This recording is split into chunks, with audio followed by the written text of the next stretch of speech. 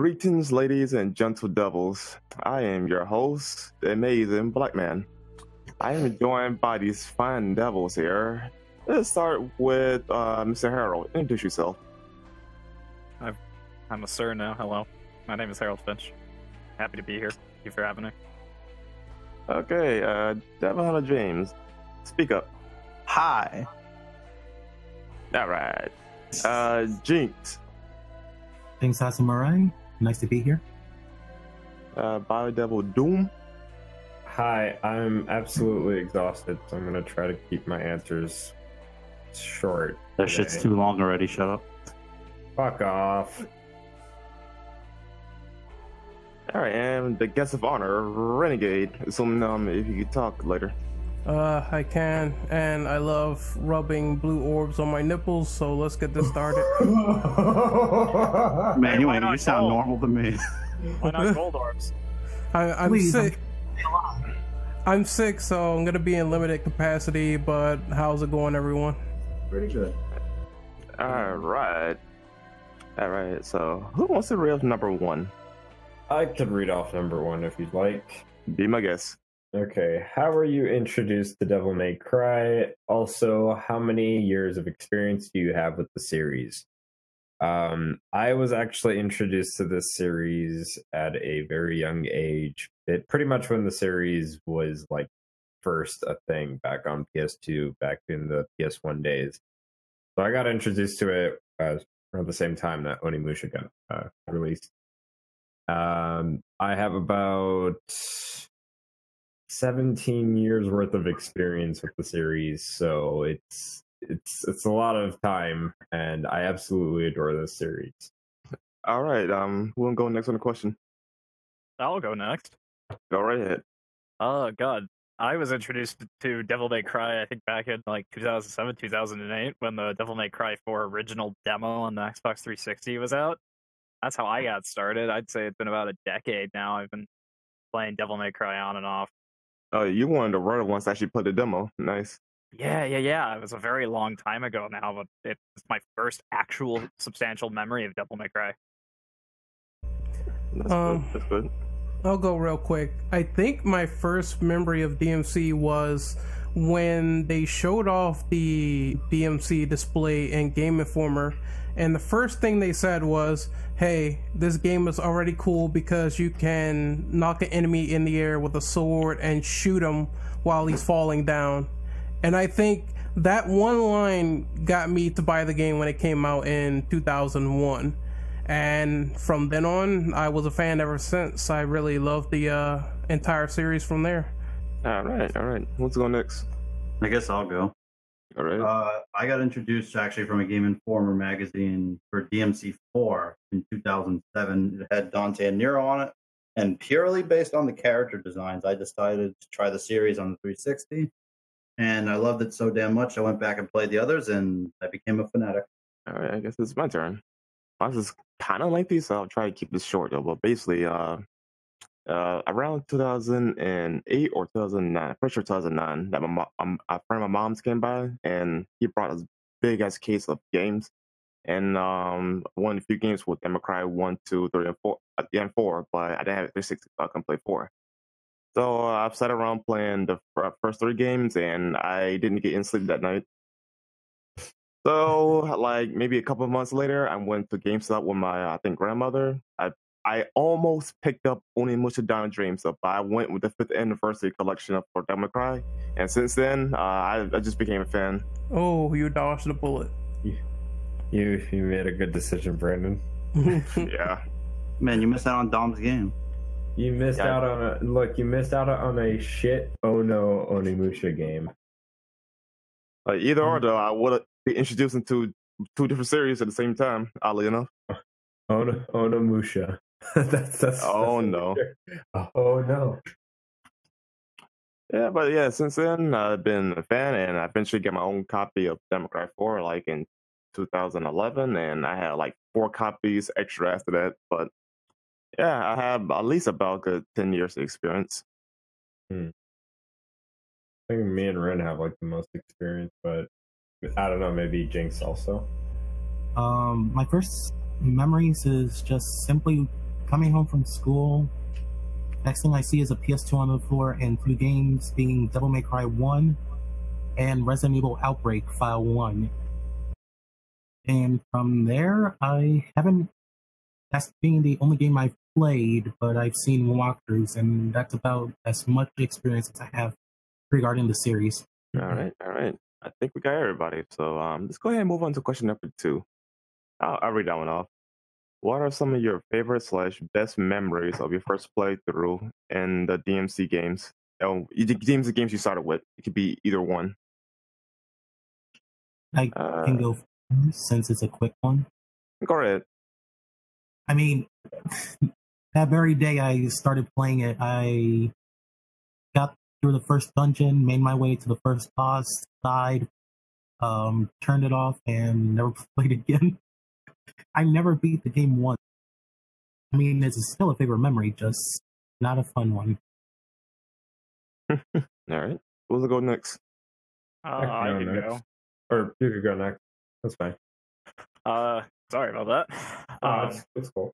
My first memory, I think, is because I originally, when I played the demo in DMC4, I went and played DMC3, and I hadn't died up until like Virgil 2, and that's an odd one for me. I usually am about these types of games, but I got up to Virgil 2, and he was like towards the last of his health. Doesn't he like DT around then?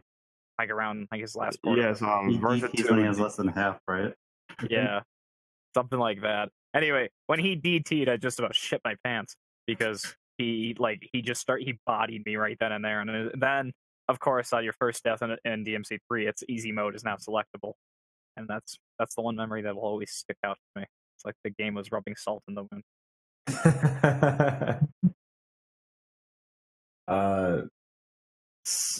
So I could go next then. What? I'm sorry? No, I said go ahead. Oh, yeah. So for me, because I started the series way back when it started, like my favorite memory was being able to like get Alistair and then afterward go ahead and like fight Phantom for the first time in 1. Because it was just so cool. Like, yeah, I'd never seen anything like that in a game before. Like a guy with like a red jacket, white hair gets stabbed in the chest with a lightning sword. He has it go all the way through his chest, and then he just starts using it like there's nothing fucking to it. For me, at least, I think it's just one of those things where it will always stick as like one of my favorite memories. There's a whole lot, but I don't want to like go on forever. But I would say that one would be one of my favorites. I would say the same thing though, but it's a 3-way toss between Dante jumping off the tower into and Dante killing those 7 deadly sins in his office. Those 3 alone, like a good mixture. It's like I can't pick between the 3 because as a kid, you just all mind blowing and shit. Yeah. Who else didn't go? I haven't gone yet. Go right ahead. Since 4 was my first, and I didn't play the other games until way later. Pretty much the opening cutscene where Dante destroys the entire order in the church in the very beginning, and Nero drop kicks him. Yeah, probably once he shot the Pope, I was like, all right, this game is hype. That's basically what happened. The blood on his face is probably my most impactful because remember, this is my first introduction to the character, so I don't know how he is before the other game. Oh, you must have been so confused. Basically, you saw him as the villain role. Yeah. And I didn't know who he was until I saw the other games. Like, oh, okay then. Yeah, it's such a dark. He's a really dark intro for 4. Just comes in and kills people, and you think he's the bad guy, and then it turns out everybody's a demon, so he actually is a good guy. So they bait and switch you. That is for a fact, actually. But who else didn't go, by the way? I think everybody went. Everybody but Ren, I think. I didn't go. Go right ahead, sir. My answer is pretty straightforward. So, Devil May Cry 3. Now, this is not to say that I didn't play like 1 or 2 prior to this. I did, but I feel like my favorite moment is Devil May Cry 3, where I went to Virgil 1 the first time and I kept losing. over and over and over again. And then when I finally beat him and made him my bitch, then I was so content because I was stuck on that boss fight for like an hour. This was my first time playing like this game in particular, so I didn't know how all the mechanics worked. That boss fight was very riveting because it taught me like all the mechanics I needed to know while being a challenging fight. So I just think that learning how Virgil operated and learning how the game really like tested your patience and your limits, because back then I think I was playing like the hard mode copy as well, because Capcom decided to say, you know, fuck everyone who has like Dante's Awakening. We'll just put hard mode as normal mode and you have to deal with it, right? So that was something that kind of, you know, the difficulty was there, so I had to get used to it. But once I did master that game, that was a very good experience for me. Actually, Ren, I'm glad you brought that up though, because the OG Dante's Awakening was actually my first experience playing DMC3, and man, I got destroyed by Acne Roja. I haven't gotten vanilla. Yeah, vanilla. Yeah. I have never played vanilla. You know, people have quit vanilla just because of Cerberus. I'm not surprised. You think that's bad? What was it? Someone who's in our group is not here. Mr. Cossum said he quit getting bodied by a Hell Vanguard. He never got past the Hell Vanguard in vanilla. Damn. Yeah, that game is truly a brutal testament. You know, if you're not ready going in, being somewhat prepared, you're gonna get destroyed. So I think just overcoming the adversity was a really good experience for me. Who's read up number 3? I'll read number 3. Go right ahead. The Devil May Cry series is no stranger to having some really awesome music, which is even shown with 5's battle theme for Nero's Devil Trigger. Nero Devil Trigger. In your opinion, which game has the best soundtrack currently? I say 3. It's a very easy answer for me. Every track I really enjoyed. If I had a runner-up, it would be 4. For me, honestly, it'd be toss-up between 2 and 3. 4 had a little bit more forgettable set pieces, like when we exploring the towns or other like level areas, but the boss themes are top-notch. But everyone knows I really don't like DMC2 that much, and you're gonna find out why later. For me, I love 2 soundtrack, and well, I love mostly 2, 3, and 4, so it's hard for me to pick. But I am very fond of like Nero's theme from 4 or Devil's Never Cry from 3, so it's a hard toss-up for me. See, I'm kind of the opposite from James. Like, I kind of like 1, 2, and 3 mostly. Not to say that I don't like 4. I do think there are some great tracks in 4, especially like Shall Never Surrender. But for me, I think it would have to be like Shoot the Works from 2 or Devil's Never Cry from 3. Although Public Enemy from 1 is also great. I think that's going to be the general consensus. A lot of people like Devil's Never Cry, so It's still the best soundtrack of the game for me. I don't know. We'll see if 5 tops it or not. They have like 136 songs, so that's quite a lot. 152, I think, actually. Really? What? Yeah, it's gonna be 5 discs. Jesus. Fuck. Yeah. It is 136, but it is across 5 discs. Man, now I know why they couldn't easily replace Subhuman. They blew all the budget on all the other songs. So, Brandon, you were saying something? Yeah, I'm like, Devil's Never Cry is like the national anthem for Devil May Cry, basically. Oh, yeah. It is. Did everybody go? Because I got a side question to ask, actually. I wanted to say my personal favorite soundtrack in the series has to be DMC1. Like, I genuinely love that soundtrack. The Nilo Angelo boss fight music is great. Like, it's genuinely a great piece of music.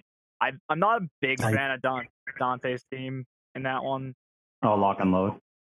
I like it, don't get me wrong, but it pales in comparison to the rest of his themes across the series. But I do agree with that. I think every other, I love every other song, and I think the boss themes are just really, really good. Okay, who's next? Hey, Jinx, did you go? Oh, my apologies. Like I said, since I'm a little bit biased considering I never made it that far, I'm gonna have to go with DMC 1 with the boss theme. That's really all I can say regarding it. All right. Well, this is for everybody else that went past 1 though. Can you list a particular favorite track from each game? You can include DMC in that mix if you're really, really, really desperate. Okay. Can I start with that then? Go right ahead. There's no such thing as a good soundtrack, or there's no such thing as a good track in DMC. All the battle music sucks ass in that game. You know which one is good? The unreleased one. But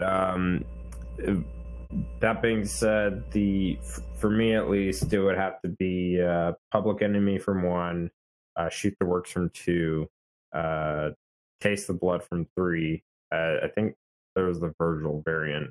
That one was pretty good. And then what is it?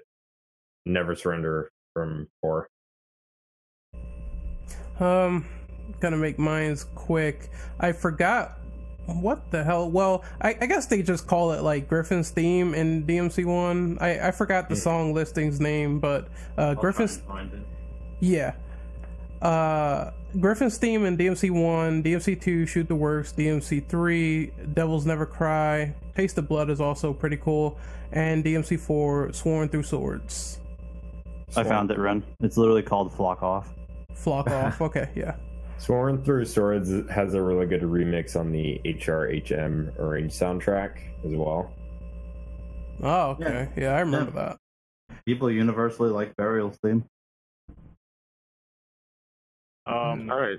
Oh, go ahead. For me, I think it's as I mentioned for each game, it's for me Super Ultra Violet, which is Nilo Angelo Battle Version 3. For DMC 1, DMC 2 is actually Cursed Giant for me. DMC 3 is the Virgil themes, the various Virgil themes. I think it's 3 separate ones, so I'll just go with Virgil 3. DMC 4, I think, is the Shall Never Surrender. That one's just my jam. Okay. No, for me though, some of these are maybe kind of obvious though, but for 1, it'll be Super Plug Enemy, which I think is Sparta's theme. If not, Devil's Sunday. For 2, it's the Heads and Tails track. I just love that track. For 3 is obviously Devils Never Cry, but I will switch it up. I will put Taste of Blood, particularly Virgil's mix, because I like the beat for it a little bit more. And for 4, I will go with Time Has Come. Either that or like Burial's theme or Dante's theme when you actually play as him. Oh, that version of Locked and Loaded. Yep. Oh, was I supposed to list my favorites as well? Did you? No. Oh, go ahead. From 1, I'd have to say regular Nil Angel's original theme. Probably my more fond of. 2, I would say Fire Away, which I think is the first theme for Dante 2, or is it a second? Brandon, you would know. I'm pretty sure it's the second, but I could double check. Yeah, whatever his very first theme was is my favorite. For 3, I'll be different. I'll say, what is it? You've Crossed the Line, or whatever it's called. I forgot if it has an official name or not. Now you really cross the line? Yeah, I know what you're talking about. It's the second battle theme for both characters, I believe. Yeah, because they usually just refer to it as generic battle theme 2 or something for the characters. Right. For 4, I'll be different again. I'll say Lock and Load for Dante. Just the regular version when you play as him. Mm-hmm. All right. I'm assuming everybody went correct. Yep. All right. Yeah, okay, well, in the case, let me go ahead and read off real quick. Throughout the series, Dante has used a variety of different devil arms and firearms. If you could pick 2 of each, which would be your most and least favorite? Actually, I'll go first real quick. My favorite, as not the main source, like between Amoto, Rebellion, and whatnot, would be, honestly, probably Agni and Rujo, because I feel like those weapons definitely got a lot of variety going for it. And my least favorite would be for Devil Arms. Truth be told, I gotta go with Navon or Gilgamesh. Navon's fun to use though, but I feel like they could done much more with the moveset. And Gilgamesh only because being that vanilla DMC4 is different from Special Edition, I feel like the gauntlets didn't age well compared to like the other two characters that have gauntlets like Trish and Virgil. So for firearms, so I gotta go with Clean Hand. That weapon's a lot of fun to use on DMC3. But for my least favorite, RMS, because that gun is kind of useless, honestly. It's a real oddball thing. Yeah. All right, Don, go ahead. I'll go last because I kind of need to shut my dog up for a second because she won't stop barking. Okay. I'll take it then. Go ahead. All right. So we have to pick one. You said one favorite and one not favorite for each. Yeah. All right. I'm gonna say Yamato. Well, no, fuck it, go ahead. Yeah, for Devil Arms, Because if I had to pick a favorite, it would be Yamato. If I had to pick one I really don't like, I might have to say Cerberus, actually, because it doesn't have air hike, and that always bothered me. Even though I like the concept of the weapons, functionality-wise, it's missing some vital things that make it better, or would make it better. No, it doesn't have appropriate launcher, so you gotta rely on the weapons to actually do launchers and air combos. And no double jump. Mm-hmm. So if it it'll have those in 5, so at least that'll be rectified. For firearms, I actually like Coyote A lot. Gets the job done. Charge shot is ridiculous. Fireworks is fun and flashy. If I had to pick one I don't like Nightmare Beta. I don't like it because it takes DT to use it. That's about it. At least it pay off for it though, because it is a really, really strong weapon when you use it correctly. It has the payoff, but if I'm not a super character, I tend to not want to throw away my DT for the gun. That's just how I am. Understandable. Who want to go next? I can go. Or Ren could go. Ren, you can go ahead. Go ahead, Ren. Okay, so for favorite Devil Arm, I would say Agni and Rudra. Lots of combo potential, lots of cool special moves. I really like that you can just juggle enemies in the fucking air for a long ass time and really follow it up with like a ground, fire, wind, slash. For a Devil Arm I don't like, Navon, it doesn't have the combo potential that I really like. It's mostly for, if you want to be a little bit flashy in your combos, if you want to switch out, but it doesn't do any real, like, sort of, pause combos or anything that's really super cool that you can do. So I really don't like Navon that much. As for favorite firearm, Blue Rolls is, like, really OP.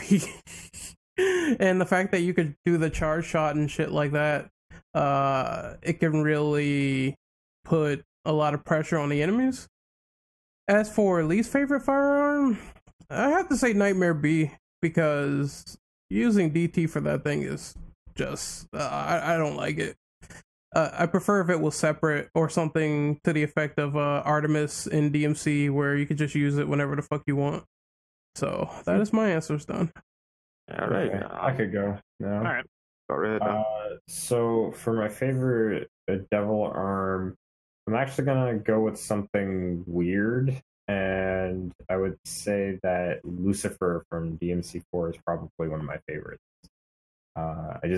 I really enjoy using like the weird weapons in the series, especially like Navon, and I know that's like something that you guys definitely have criticisms for, which don't get me wrong, I definitely agree with the criticisms, and I'm kind of hoping that maybe in 5 we'll see that weapon return and have that weapons moveset bolstered, because it really needs to be expanded upon, especially with the new mode system that they have in 5. Yeah, it's cool if you want to air raid, but anything else is blah to me. Yeah, like if it was like in 5 where you could use the scythe aspect to it when you switch, and if it had like more moves to it, then I think it would be definitely something that people would love even more. One cool scythe is actually the one used in Ninja Gaiden 2. If it was like that, I would be absolutely fucking hyped. Yeah. Oh, the Eclipse Scythe, I think. Yes. The Eclipse Scythe was so fun in Ninja Gaiden 2. That's I don't remember if we talked about Ninja Gaiden 2 on its own, but that would be a great discussion. We did. We definitely did. We? Yeah, I think we did the series discussion. But anyway, yeah, so Lucifer is one that I would go with because I really love using the weird weapons in Devil May Cry. The least favorite I would say would probably be really any of the swords from 2, because all it was just swords, you know. There was really nothing interesting per se other than they're just a sword. So it really didn't matter which one of those. Now, as far as guns are concerned, I think my most favorite would probably be Ebony and Ivory. I just enjoy using those a lot, and in a lot of the cases when I play like Devil May Cry 3, I generally like to have Ebony and Ivory and shotgun equipped. It's just my typical setup of what I use with Dante. Most disliked, and this is just kind of going off of DMC2 again, but while MP5 dual wielding MP5Ks are cool, I do think that they're kind of boring. So there's my answer. All right, I'll go ahead next. I would say that I think my favorite Devil Arm, I think, is Alistair in 1. I sort of counts as a Devil Arm. I know it's kind of basically just a replacement, I think, for Forced Edge in that one, but it's my favorite Devil Arm. My least favorite, though, is actually Lucifer. I know, Dom, that's your favorite, and I actually really respect that. The reason it's my least favorite is I really do think they could have done more with it. It's a very complex weapon, but I also do think they could have done a bit more with it. I love it, don't get me wrong. I just think they could have done more of it. It has a similar problem to Navan, where like if it had more of a moveset, then it would be loved by the general player base. Yeah. Same with Cerberus. Cerberus lacks some functionality that keeps it back. And so I definitely get that point. But and favorite firearm, I gotta agree with Dom. Ebony and Ivory, man. I just love that. It looks like it's gonna probably get better with DMC5. But least favorite has to be Kalina on in DMC3. Personally, it only really helped me in one boss fight, and it was Arkham. But, I was gonna say totally not Arkham. Yeah, totally not Arkham, but it's really I can only think of one boss fight where I felt it was useful. So maybe that's just me. But yeah, you said Kalina Ann, right? Yeah. I think Kalina Ann. Yeah, Kalina Ann is good for any situation. That's most damage out of the guns, good crowd control. It's literally useful for every situation you can think of. But yeah, no, I understand that. It's just I don't like using it. It's just okay. But that's my answer. I'm sorry, which gun was it? Because I had to step out for a second. It was Kalina Ann. Kalina Ann. Yeah. I'm actually kind of surprised no one said Pandora, because I would have been surprised if... I love Pandora of Gunslinger in DMC4. Yeah. Okay, Jinx, did you can you talk now? Sure. Can you hear me? Yes. Great. I guess I can say favorite and least favorite. Again, kind of one game experience. I keep repeating that all the time, but least favorite and favorite are generally the sword and Ebony and Ivory. I say this because, in regards to least favorite, is because Ebony and Ivory are kind of weak weapons at the time, but during which it can help you keep a combo going, and while inflicting a bit of damage there until you get near your opponent, so you can apply more combos with the sword, which I keep forgetting his name. Which then transfers which transfers onto my next point regarding the sword being favorite and least favorite at the same time, because of how many combos you can do, how flashy it is with the double stinger, for example, And starting out, you are only limited by so much, so there's not much usability within those combos, but as you play further and further until you find better weapons that would suit your playstyle. But for now, the sword is like very useful, to say the least, and very diverse once you get a few upgrades in. And that's pretty much it. Can't say I have anything else regarding it. Number 5, Devil May Cry has its fair share of side characters that have helped or worked with Dante along the way. In your opinion, which of these characters do you think should be expanded upon on both lore and gameplay? I would say Lucia, easily. I don't know if she's going to be in 5, but in case she isn't, yeah, please expand on her. She already had a backstory, but I feel like she could have been used more in another game, maybe. I'll just leave it at Lucia. I think most people would agree with me that she's underutilized. Okay, well, I'm gonna go next real quick. Actually, from a lore standpoint, actually, I want the girl from the DMC2 novel to come back named Beryl. Oh yeah, because I read up on the books like 3 times, and I just find the character very interesting. Fun fact: she was actually technically the first lady before Lady, because she had a anti-material rifle that will basically one-shot anything, and she has her own like own type of silver bullets that are enhanced, I think, with magic. So yeah, she's definitely no joke. But it's a shame that she was only a one-time use, kind of like currently kind of like Lucia. Now, from a gameplay standpoint, I want them to expand upon more on Lady if she's playable, because there's so much potential she can have with different guns and whatnot. Same thing for Trish though, but Lady specifically though, because she's not like Dante and the rest of the characters that have demon blood or whatever.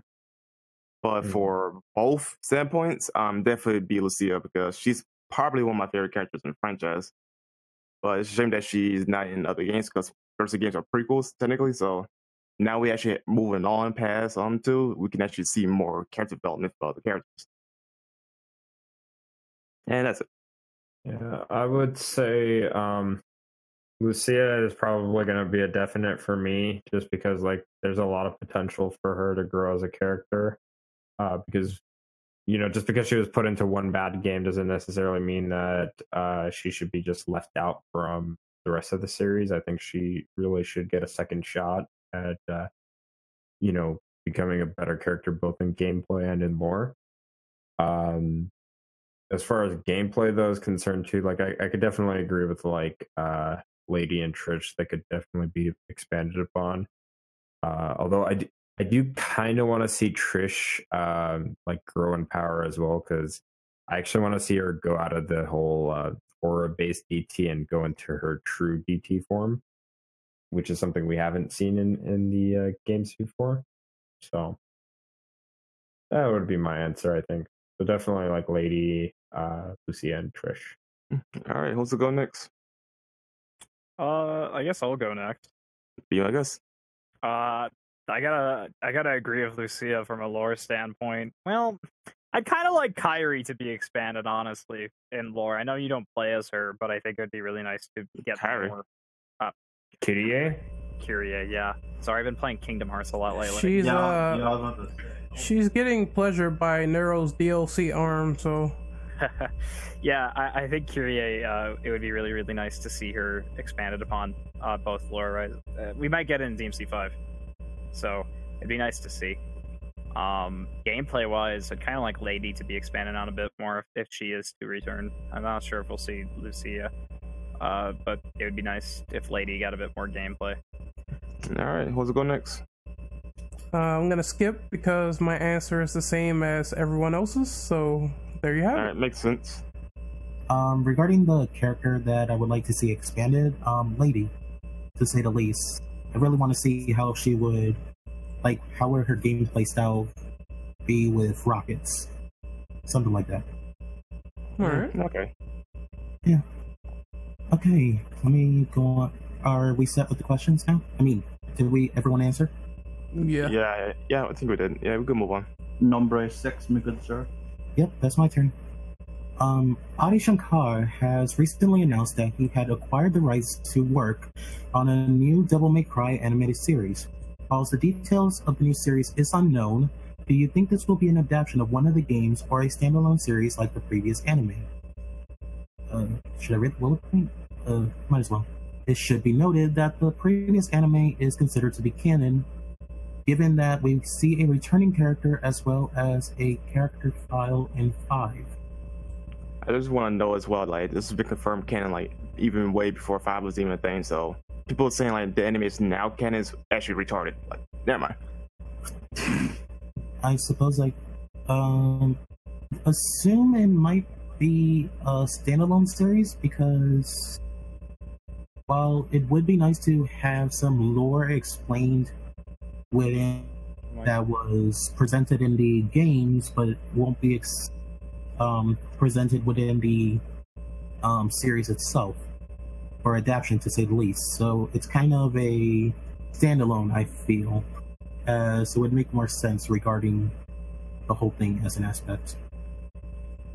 I think most people are confused about that whole bootleg universe Castlevania crossover thing. I just want to clarify, I don't think that is going to cross over with Castlevania. The reason I say that is because it seems like a director's motif. Adi Shankar has called that freaking not Transformers, but Power Rangers gritty reboot part of the bootleg universe. And we know that's not going to be in the same universe as Castlevania, so I just think that's like a stylistic choice to call it that because he worked on it. So I don't think it's going to cross over with Castlevania, and I think it's going to be probably a standalone series. Like, it's going to take place at some unspecified point, but I do think it might be canon to the OG timeline. It's Could just going to just interject really quick. Go ahead. I think even if they were to cross over, the crossover itself would be in its own canon. It wouldn't be canon to the actual anime adaptations that are, if they're doing like retellings, kind of like Castlevania, or doing something standalone. I think that the crossover itself, if it were to happen at least, it would be like its own thing, like the events and how the characters meet up, or if they fight or anything like that. Yeah, but it's just for that contained universe. Yeah, but I don't think that's gonna happen, because even Shankar's channel is called Bootleg Universe, where he posts all of his stuff on YouTube. So I just think that's a director's motif, and it's not gonna have anything to do with Castlevania. More than likely, it's just going to be a regular DMC anime, and it's going to be in the same kind of art style and stuff as Castlevania, probably the same tone. Yeah, that's the most. That seems to be his thing. That's the most I'm expecting.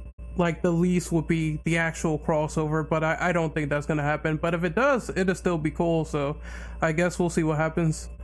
Now, as far as the anime is concerned, like this new series, because we don't really have a whole lot of information on it, it's kind of hard to say at the moment if this is just going to be an adaptation of like 3 going onward, or if it's going to be like a standalone thing like the previous anime.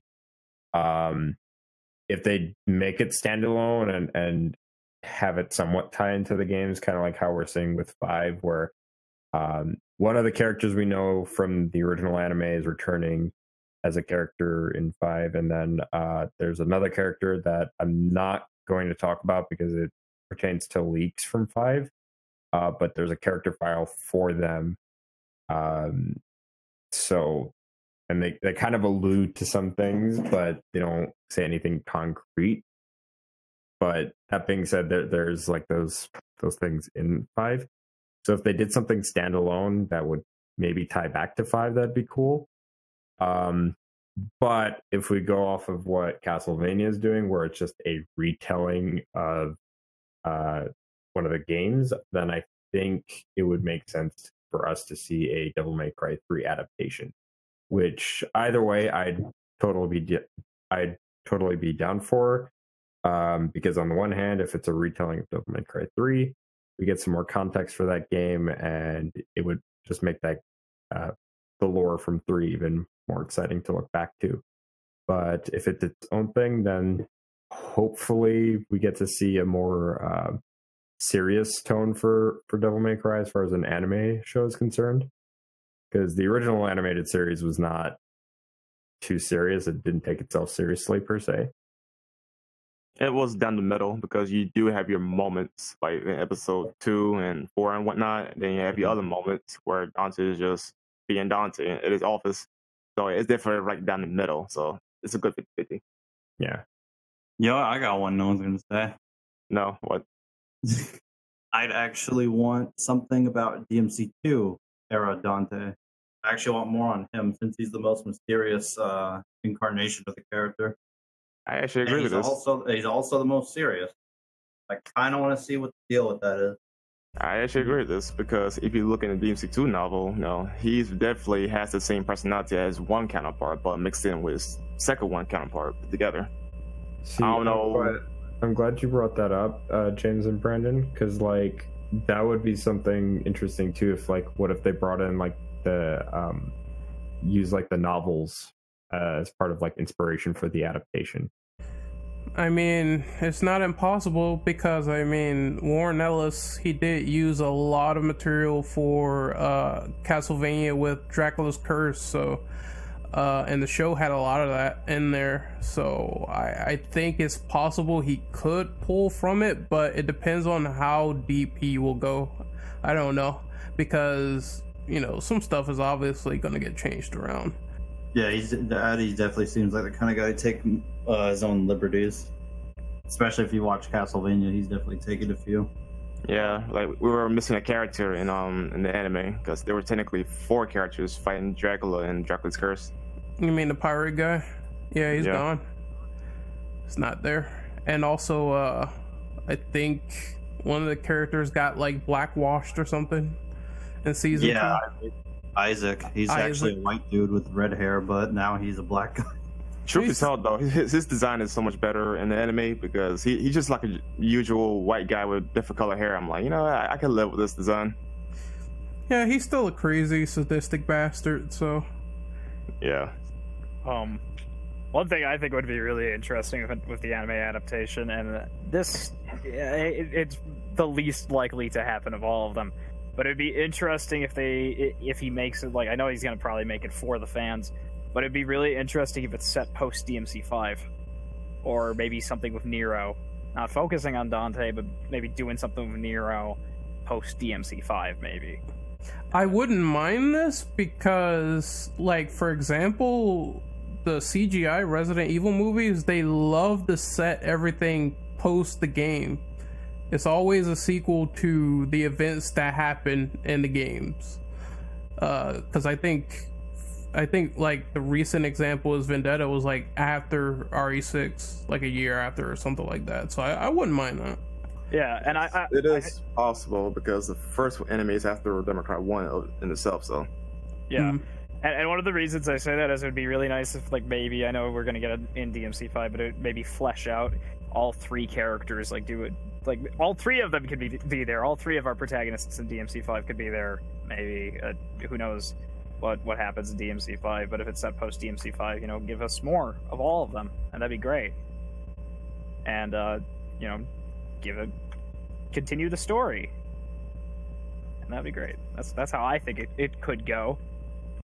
I could also do that with DMC, like post DMC4, and like a little bit post DMC2 with Nero, because there is a point in time where Nero lost track of Dante in the lore. So, oh, you know what just hit me? I don't know. Speaking of Nero, it would be nice if we got like the Fortuna novel turned into an anime.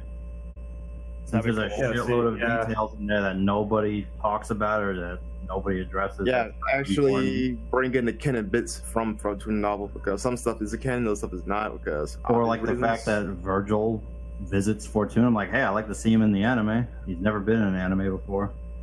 Would have been there. And I just want to hear Dan talk again. Okay, who didn't win for the question? Oh, wait, one more thing I want to mention.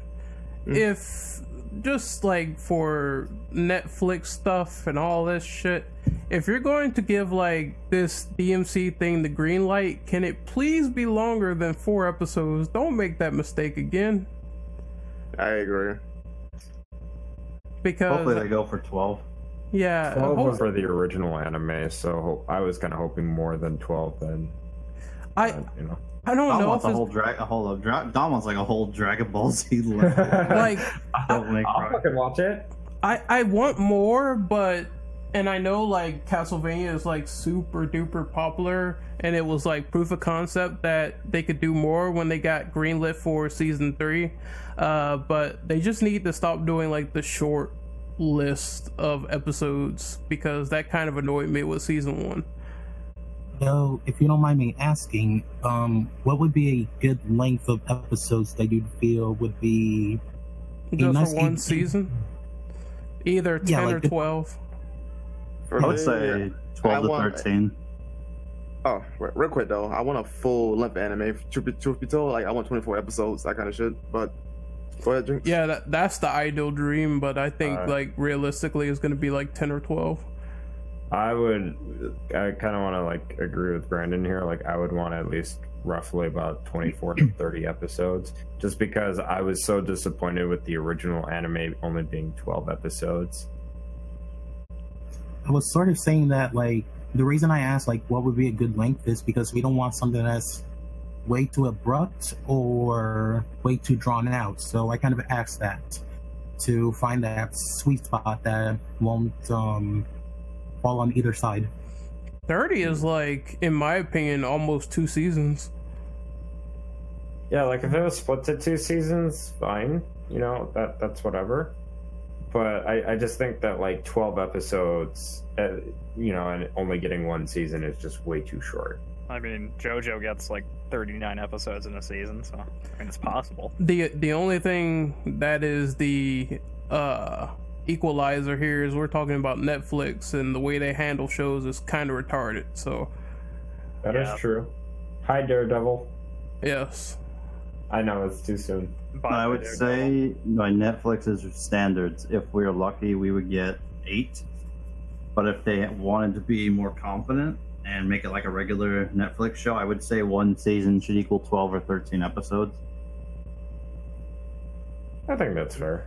I'm just trying to think like realistically how would Netflix handle this. No, realistically speaking, they would cancel it. I'm just kidding. No. Everyone would be pay- fucking mad. Hi, Jessica Jones. You're fired. She's still alive. She's still alive. Hi, Punisher. Temporarily. Hi, Frank Castle. I'm only saying that because like all the shows we watch on Netflix, like all the Marvel shit, is always like 12 or 13 episodes. I'm pretty sure most Netflix shows is around that length too. So Yeah, Yeah, so but when they get their multiple, average. yeah, but when they get multiple seasons, it's like okay, you get up to like you know the amount that you would want anyway because there's multiple seasons, right? indeed. So and same thing with like Castlevania, right? Like yeah, it started out at 4, but then they doubled the amount and had it at 8, right? So you know it's like one of those things where if they keep renewing it for more seasons and they keep either increasing it or keeping it at a certain amount, then it's kind of okay if they leave it at that certain amount because you know you're going to get that next season so long as Netflix doesn't axe the show. Well, for that logic, all I can say is one can only hope, because again, this is something that a lot of people are looking forward to, so you're going to want to have enough episodes there. And plus, there's already like an anime out of DMC that people were kind of mixed about. So they're going to want quality for sure. They'll learn from the mistakes of the last anime. Hopefully. I think they will. Yeah, because they're not going to have a guy who makes fucking anime about lollies. Going around. Okay. Whoa. Okay, next question. Yes, next question. Not those kind of lollies. I'm just saying, like, in general, they're just, you know, lollies that do, like, idol shit or, like, play tennis. It's How really do we get He likes it. I don't know actually. I zoned out for a second. Shut up. I'm just saying, it's the same guy that made Berserk 2016. That's what his specialty is making anime about lollies. Man, hold up. This ain't Adi is not. I forgot. I don't even know the. Yeah, Adi Shankar is not trash. Yeah. He's weird. I only know him from the Power Rangers Dark universe or whatever he calls Yeah, it. that's how I first noticed his work was from Power Rangers. Well- how controversial that was. He does love wearing face paint in interviews, so I guess maybe you can kind of see that as weird. But Are you a Thanos fan?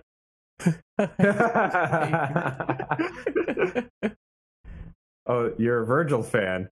Do you like Thanos? Hey, her reaction was priceless though. But let's move on to next question. Who's read number 7? I could read number 7. Go right if ahead. Dante were to be replaced permanently, do you think Nero would take the main character spotlight from 6 onward, assuming there's a DMC 6, or do you think a new character altogether would fill in this role? In my opinion, Okay. I don't mean to cut you off, Brandon, but in my opinion, I wouldn't want it to be Nero just because Nero does not play like Dante. He's not as in depth as Dante. If anything, after a certain point, I would kind of want them to do a bit of a callback to Devil May Cry 1, where Dante taunts Mundus right before he seals him away, saying that that his son, that he should send his regards to Dante's son in the future, assuming that Dante would have a son in a future game, and I think that this character should, maybe play very similarly or be as in-depth as Dante, because the thing is that if you replace Dante, the character that replaces him has to be just as in-depth as him. Otherwise, Devil May Cry might not even have the same standards that it set from 3 onward. I definitely agree with that because I'm gonna use Tomb Raider as an example though. Imagine replacing Lara Croft from Tomb Raider. You know how bad that would be. Granted, yeah, let's say the character is really good and all that stuff, right? The icon for that series is Lara Croft, not this rando. The same situation with Devil May Cry. Dante is the star. No, he not the movie star, but like literally the thing people will recognize the brand for. Take away what makes the brand recognizable, then you will have what identity would the series have, Now, eventually speaking, yes, I do agree the characters should retire though, but they should retire all the characters that were in the current state and pass the torch on to whatever other generation that could be just as likable and depth as the previous ones. Not just get rid of one, but actually do what you can to actually make sure the new characters can not just conclude, but make sure the new characters can actually take on that legacy and actually go on without them. Now, let's take Mortal Kombat, for example. They're doing the best they can to include old and new. But at some point, you will eventually need to fade out the old and fit into new. Aside from Scorpion, because we know they're never going to get rid of Scorpion. They hit him and Sub-Zero. You're not going to get rid of those 2 characters. They're the icons. Same thing for Street Fighter. You can't get rid of Ryu. You can. That's impossible. I don't think you'd be able to get rid of some of the cast in MK, actually. Thinking about Raiden and Liu Kang and shit like that. Well, Liu Kang's a different story. Well, yeah, I mean, he died and became a fucking zombie at one point, so I don't know. Yeah, here's the thing, though. Here's the thing, though. They actually did replace Liu Kang because he was the star as well for MK 1, 2, and 3, I believe. 4, I'm not sure because who cares about 4? And Deadly Alliance, which is number 5, they killed his ass off. He was done until Armageddon. until the PSP version actually of Deception, where he's became a playable character, and then Armageddon. So yeah, no, they got rid of his ass and bring in new characters, which is fun and dandy. Eventually, they bring him back though, but not the versions you wanted. Right. On the subject of DMC though, and character replacements, I agree with you guys. However, I know Itsuno's really pushing Nero. I genuinely think it's going to be Nero. He's already kind of doing it in 5, where Dante's not even the main dude anymore. That's kind of the thing that's actually irritating me though, because he's keep forcing Nero rather than being a natural process. If he gets good, character progression, which is from what we've, discussed behind the scenes, it seems that way. I will be okay with it. I would say this. Do not take Dante out of the series, but if you make him a sideline-ish character now, I don't think people will be as annoyed if he was just flat out gone.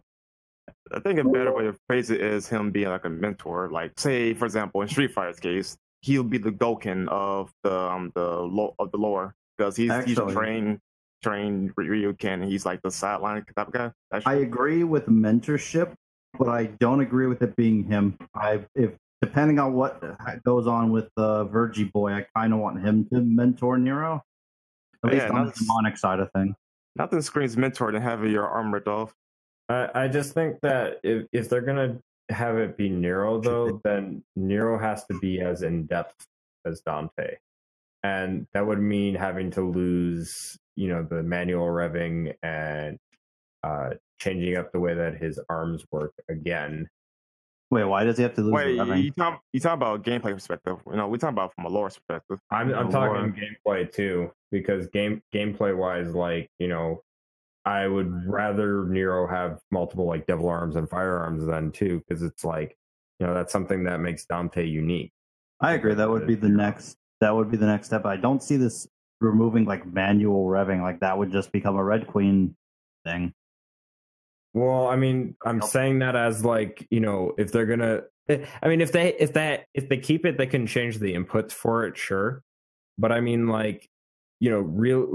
speaking from a perspective of we have to replace Dante at this point because we can't just keep using him anymore because he's too old or something like that, or we've already concluded his story. He can't really continue on from here on out. Then they would have to put him on I guess on a similar scale to Dante as far as gameplay is concerned. So they would have to change him up significantly. Not to the point where he's unrecognizable, but more so to the point where he kind of feels like a hybrid of what he is now and what Dante currently is. I think for the sake of keeping the argument simple, I think we'll keep it just to character and lore and keep the gameplay out because we'll be here all day talking about this whole thing. Well, I mean, it's very simple. Just keep the older characters around if you continue on to make other sequels, but put new characters as the forefront so things are still fresh. I mean, Nero already opened up his own devil hunting business, so I mean, suffice to say, who can say that can't happen for anyone else? Oh yeah, Dante gave him keys to basically run a mobile democratic operation while Dante runs the headquarters. Yeah, he's kind of has expanded the business now. He has a mobile and now he has a home base kind of thing. Mm-hmm. Yeah, so maybe try something different. Maybe make a kick-ass human who gets demon powers or something.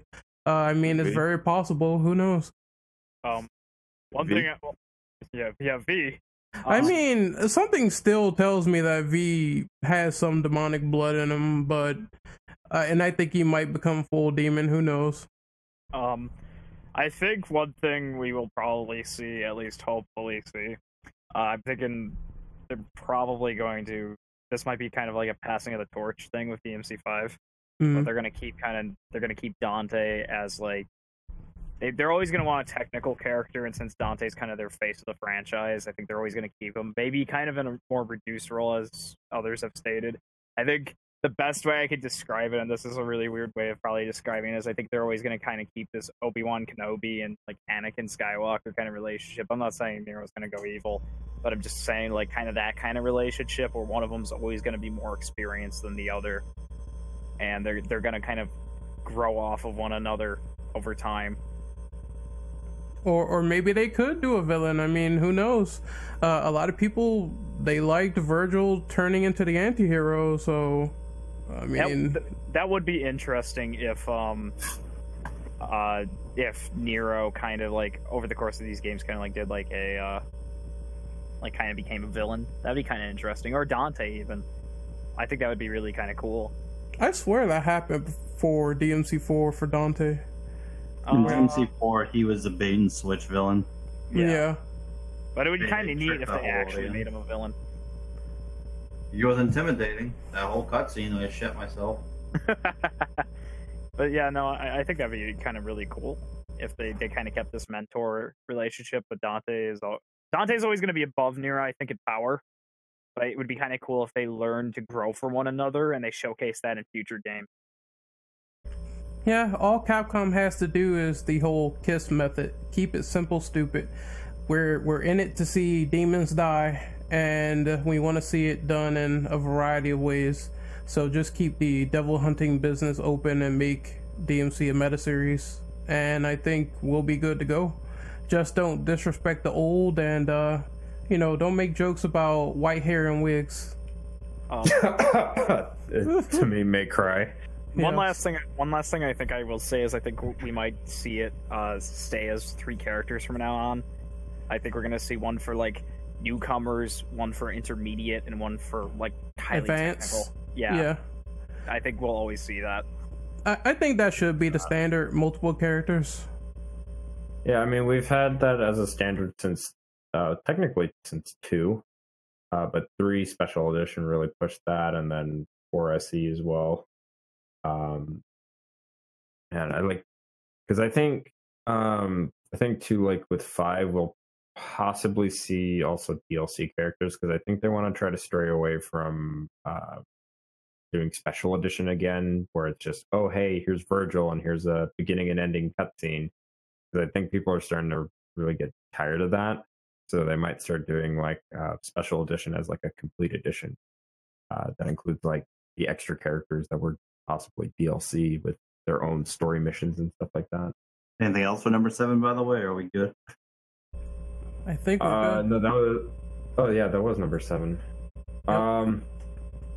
Other than that, no, I do think that if they were to include a new character, they maybe like fill in the role or be as in depth as Dante. Definitely like a descendant, like his son or something like that, if you were to ever have a son. Anyway, I could read on number 8 since Brandon said he'll be right back. Do you think a Sparta-centered prequel, otherwise Devil May Cry 0, is something that should be made? Yeah. Absolutely. I think that there's a very big missed opportunity to explore on Sparta, because I think the biggest problem with Sparta is that we already know that he saved the world, and we already know the legend because we've heard it in pretty much all of the games. I think for a lot of fans, it's just a matter of seeing how he did it, seeing what made him see the legend himself. Yeah, like see how the character was, see what made him actually decide to side with humans and betray his demon brethren and stuff like that, and really expand on the character. It also, actually, a lot of people don't think about this, that would also give us a chance to see more about Mundus. Like, because we don't get that much of his character. Basically, in DMC 1, we get portrayed that he's just a giant asshole. He's extremely despicable, he's evil, and we have to stop him. But we don't get much character development out of him other than that he's evil. That's all we know. I think it would be kind of really cool to see Sparta awake to justice. Yeah, that'd be actually radical. And again, it would be kind of neat, again, as to what James said. I think seeing Mundus maybe expand them. Didn't they kind of have a rivalry, the two of them? A lot of DMC bosses kind of had a pet beef with Sparta, if I recall correctly. I know they only developed the beef because he betrayed them, and he was a general, or like one of Mundus's demon generals. So they were fine with him up until he screwed everybody over. So it'd be kind of neat to see those guys again in a prequel, more than just this. There's also the two Ball and Modius. Yeah, Ball and Modius. Those two characters, they've only been shown in the anime, but he actually trained those two characters, and they were pit against each other because they felt differently about what Sparta was doing. They have a very similar way of or they have very similar motives to Dante and Virgil and 3, in my opinion, when you look into their backstory. Yeah. For DMC 0 or whatever title they want to call it, for Sparta, they definitely do got to bring in the enemies from Devil May Cry 3, because those guys, the lore behind 3 in particular, really is really important, because Sparta did a lot of shit with the Tim Negru. And also, fast forward a little bit to Argosex, Sparta sealed him away as well after Mundus was sealed off. I would presume. Go ahead.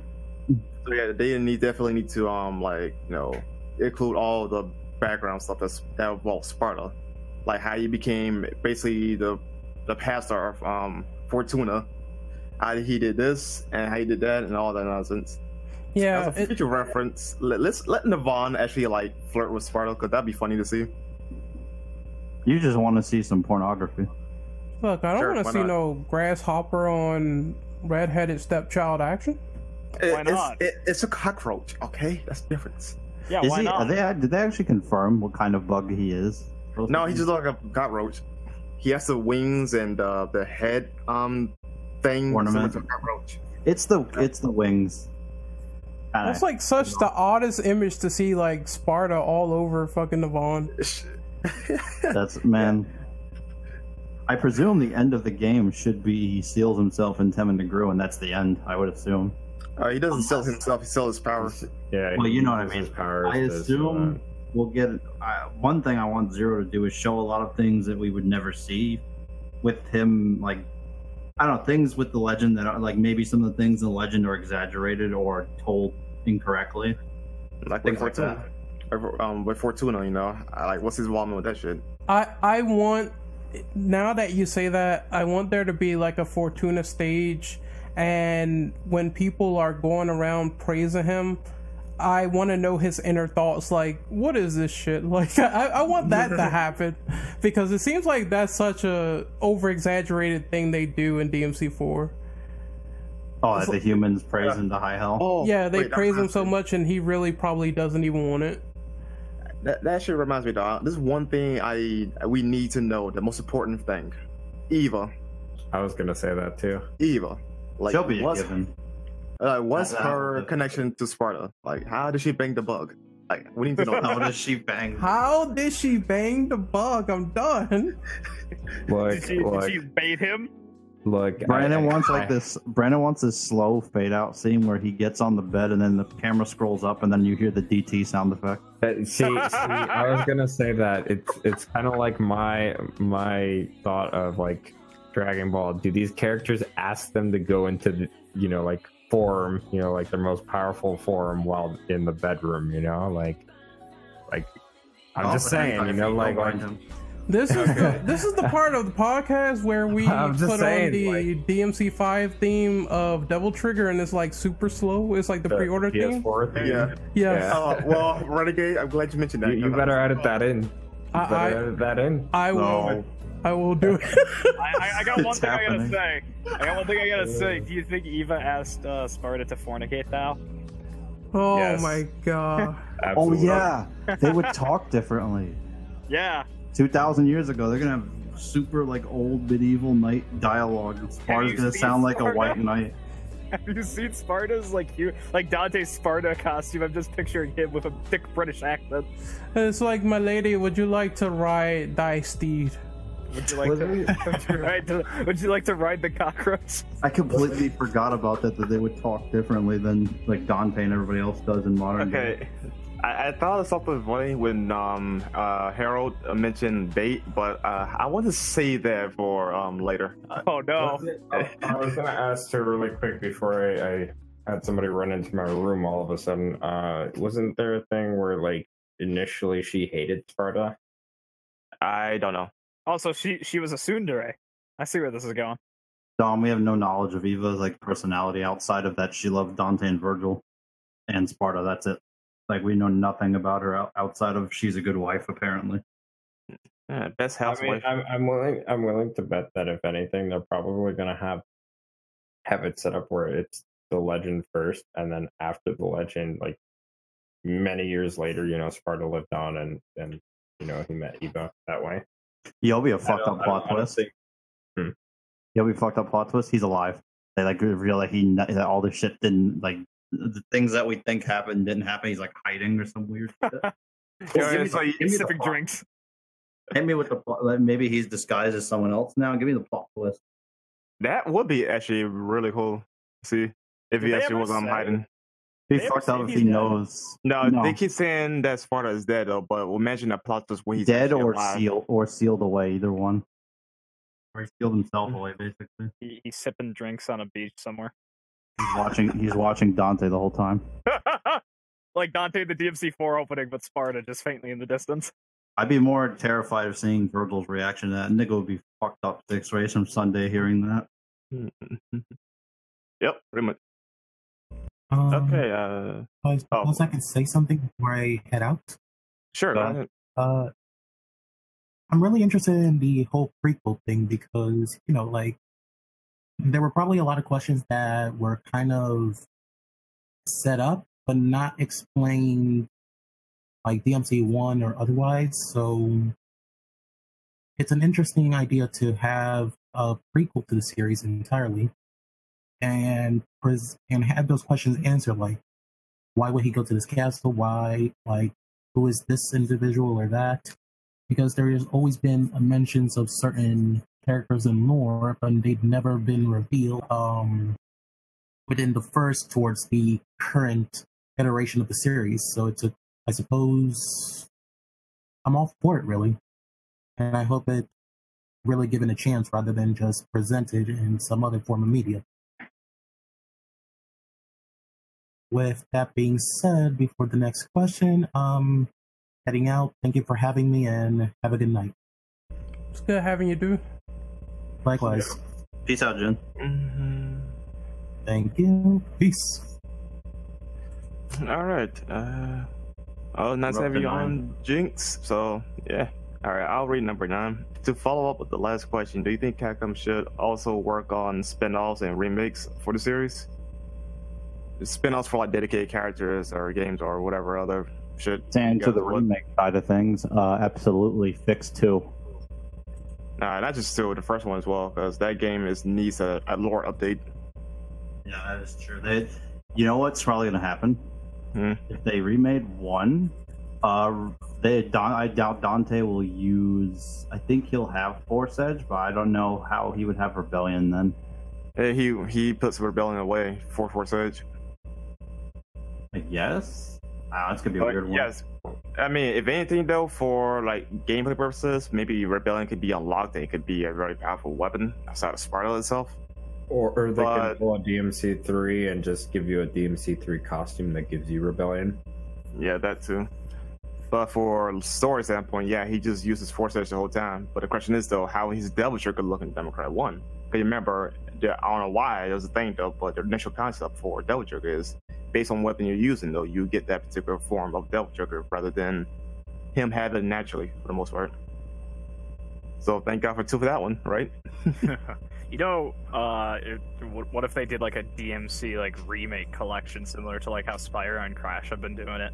With DMC 1, 2, and that's about to cost like $200, my nigga. I mean, hey man, I pay it. That would be great, but at the same time though, costly. It's not just costly though. How they're gonna like what are they gonna do for like story or whatever? Like, there's a lot of factors you gotta put into it because it's not that simple as like Crash and Spyro because they had the same core story. But it's like a remake, but they're fixing things. There's a problem with that idea in that, like, with Crash and Spyro, they didn't really have to change a whole lot, other than graphics and some gameplay mechanics. You need to change everything about DMC2. DMC1's problem is that because it was not anticipating a prequel as well as 2 other sequels that continue the story, it has to fix itself to fit along with the lore that was set up in 3. You could, and I've talked a little bit about this is probably going to be my most lengthy answer, but with DMC3, you don't necessarily have to remake that game because the lore onward from 3 is set up that way. So everything, the way that it's set up currently, is set up from 3 onward. So a remake for 1 has to follow what 3 set up. Not to mention too that with gameplay, like Brandon was saying, you would have to set it up to similar to what is up to standard now, which is what 5 is doing. I honestly think that because, like I said, I thought that DMC2 was just boring gameplay wise. I can tolerate 1 to some of the extent, but there are a lot of dated segments that could use some updating, like the first person water gun segment that could be sort of rearranged to be a little bit more fun. And yeah, there could be they could just take that out, you swim right through and it's over. Holy hot damn. What? Apparently I was reading the Reddit while you guys were going on. Apparently, they may have found Kyrie's model or actor or whatever. Nah, I will take a look at that later. Oh. Okay then. Oh, save. Okay. I would eat a bowl of Fruit Loops out of her vagina. Hey, whoa. hey. You want the YouTube police after you? Hey, I mean, Yeah, apparently that might be all you Kyrie. black folk can take all these white girls. I'm good. Yeah, that's right. Yeah, that's right, Dom. We'll take him. That's fine. It's okay, Dom. You have me. But yeah, that apparently might be that might be Kyrie. Let's Jokes, say that. sexual jokes aside, the model does look good for Kyrie because Kyrie is supposed to look like a very young, attractive girl. So, What? Ooh. You're about to devil bust that. All right, let's get back on topic. Let's say that for later. Yeah. Okay. I think we're all in agreement on that one. Yeah, Yeah, they do need to fix 1, 2, 3 is I like 3. Three's but you could pretty, do- three's pretty solid if they wanted to add. The only thing I would say you need to do is add Virgil having his own legitimate story instead Same of just thing a for cartoon. Lady. Fix, Same thing for Lady. fix Lady was Virgil's, originally supposed to have a story too in 3 SE. fix Also, Virgil's Brandon, get the moveset fuck outta too. here. Virgil's moveset needs to be expanded upon. We did That it would called help. 4. Yeah, just copy and paste him from 4 and put him in a remake of 3 and he'll be perfect. Although, legit, please get rid of freaking concentration meter because it's It's- flawed. It's to me it's broken. It's Yeah, really fucking It's broken. way too Get flawed. rid of sword tricking because sword tricking sucks ass, and I hate not being able to trick down without DT. Indeed. Yeah, it's like I could live without concentration, but I think it's personally broken. No, I do have to ask, just because I don't mean to cut you off, but I know we're on a bit of a time limit here. But spin-offs, like if they were to do a spin-off title dedicated for any of the other characters, whether it be from like manga, anime, novels, or even some of the other games that we've seen, who would you think would be the best choice for that? Virgil. Actually, this will be a good time to actually spend on the other characters rather than relying on like the main line, like the numbered series. Like this would be a good time to expand like other tidbits like what they've been doing. Like for example, let's look at Lady. Like what was she doing from Democrat 3, post DMC 3, all the way down to Democrat the anime? Because for starters, being that it's a prequel, a forced prequel technically, where was Lady at? Because she didn't beat Trish at all during between A and B. So where was she? So that would be a good way to either video game, manga, anime, whatever, to explain like her side of the things. Put V in some action RPG with Cloud Strife or something. There you go. Make it crawl. Shut up. The Final Fantasy 16 featuring V from the Devil May Cry series. I mean, I agree. that's what everyone has been saying. He's like an RPG character with all the shit going on with him. I agree with Brandon about Lady, but obviously, of course, I'm going to say Virgil. It's kind of weird. We didn't know barely anything about Virgil compared to Dante when he's, his fucking brother. I feel like it's kind of important to expand on the other side of the family a little bit. Yeah, because most of his lore comes from the manga and the game itself, and that's basically it minus 4 SE. Yeah, we don't. There's people like him, but there's not a lot about him that we know outside of 3 in the manga. There's a lot of, character developments we haven't really gotten a chance to see, so I kind of want to see that from him as well as whatever Lady's been up to. Hey, I would like to know what Trish was doing after she left Devil May Cry, or rather, Devils Never Cry, when they changed the name. Please retcon. Please retcon that. Retcon that. They could call this game Devil May Cry Chronicles. I would want to know like what that character was doing after she left before she came back in the anime. Wait, didn't she say she was doing her own demon hunting thing on her own? Yeah, so I just want to know like what she was doing when she was on her own. Killing demons. Yeah, man. Yeah, but like we don't know what kind. Was she like doing the same shit Dante was and looking for like higher demons and shit like that, or what? Smoking electricity joint. Well, according to DMC5, maybe the kind that have like ball sack shaped heads. Who knows? So the bug nigga. Yep. Sparta looking fellas. Oh, also too, like I would kind of want to know what Lucia did after DMC2.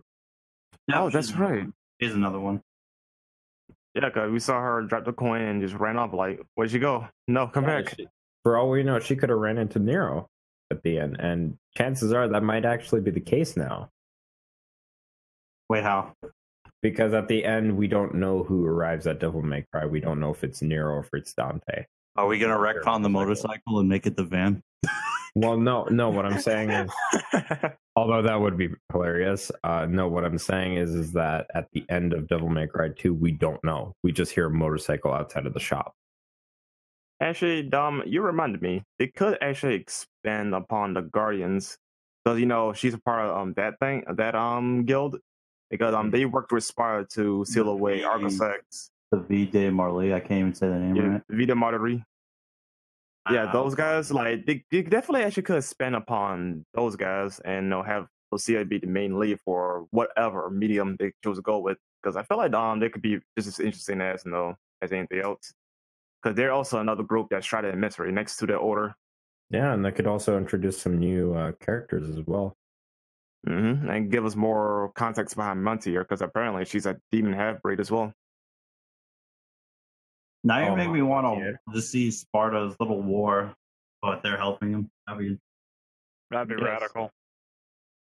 Could do a Devil May Cry Chronicles. Get all these characters together. Hey, man. Actually, this would give us a chance to see Argo stacked in a way. Yeah. Yep. They help Sparta fuck him up, basically. And also explain why he's an amalgamation of different demons that were killed throughout, throughout your adventures. Like, what's the reason behind that? Like, we need to know. And soon as gonna be like, I don't know, we just threw some shit together and it became a ball of shit. Why is to spare the embodied hermaphrodite? I want to bet that's supposed to be like a reference to Adam and Eve. I would not be surprised. Probably. Oh, what would be another thing? If they redid DMC2, they could fix Arya to make him not a stupid villain. Well, at least get rid of voice crack. That has to stay. Look, if there's one thing that needs to stay in DMC2, it's the king. Yeah, here's your crown line. And also the end cutscene after you beat Despair the Embodied, where like Dante disappears for a few seconds and then like headshots Despair the Embodied. That was a badass cutscene. And here's a fun fact though: the music in the background is called Jackpot. So yeah, Jackpot was in Democrat too. So hold it. Just kidding. Oh, that's awesome. I think we're done with this question, correct? Unless you got anything else said. I assume we are. All I will say is I think spin-off games of the DMC universe would be awesome. That's all I will say. No, I can't really think of any spin-off in particular that I want outside of the ones that's been listed. Look at that, man. He has a monkey underneath him. Okay, damn, then. poor Ren. All right, then. Okay, number 10, correct? Yeah. Yeah. No, who wants to read that one off? I'll read it. I haven't read a question in a while. Go right ahead. You said number 10, right? Okay.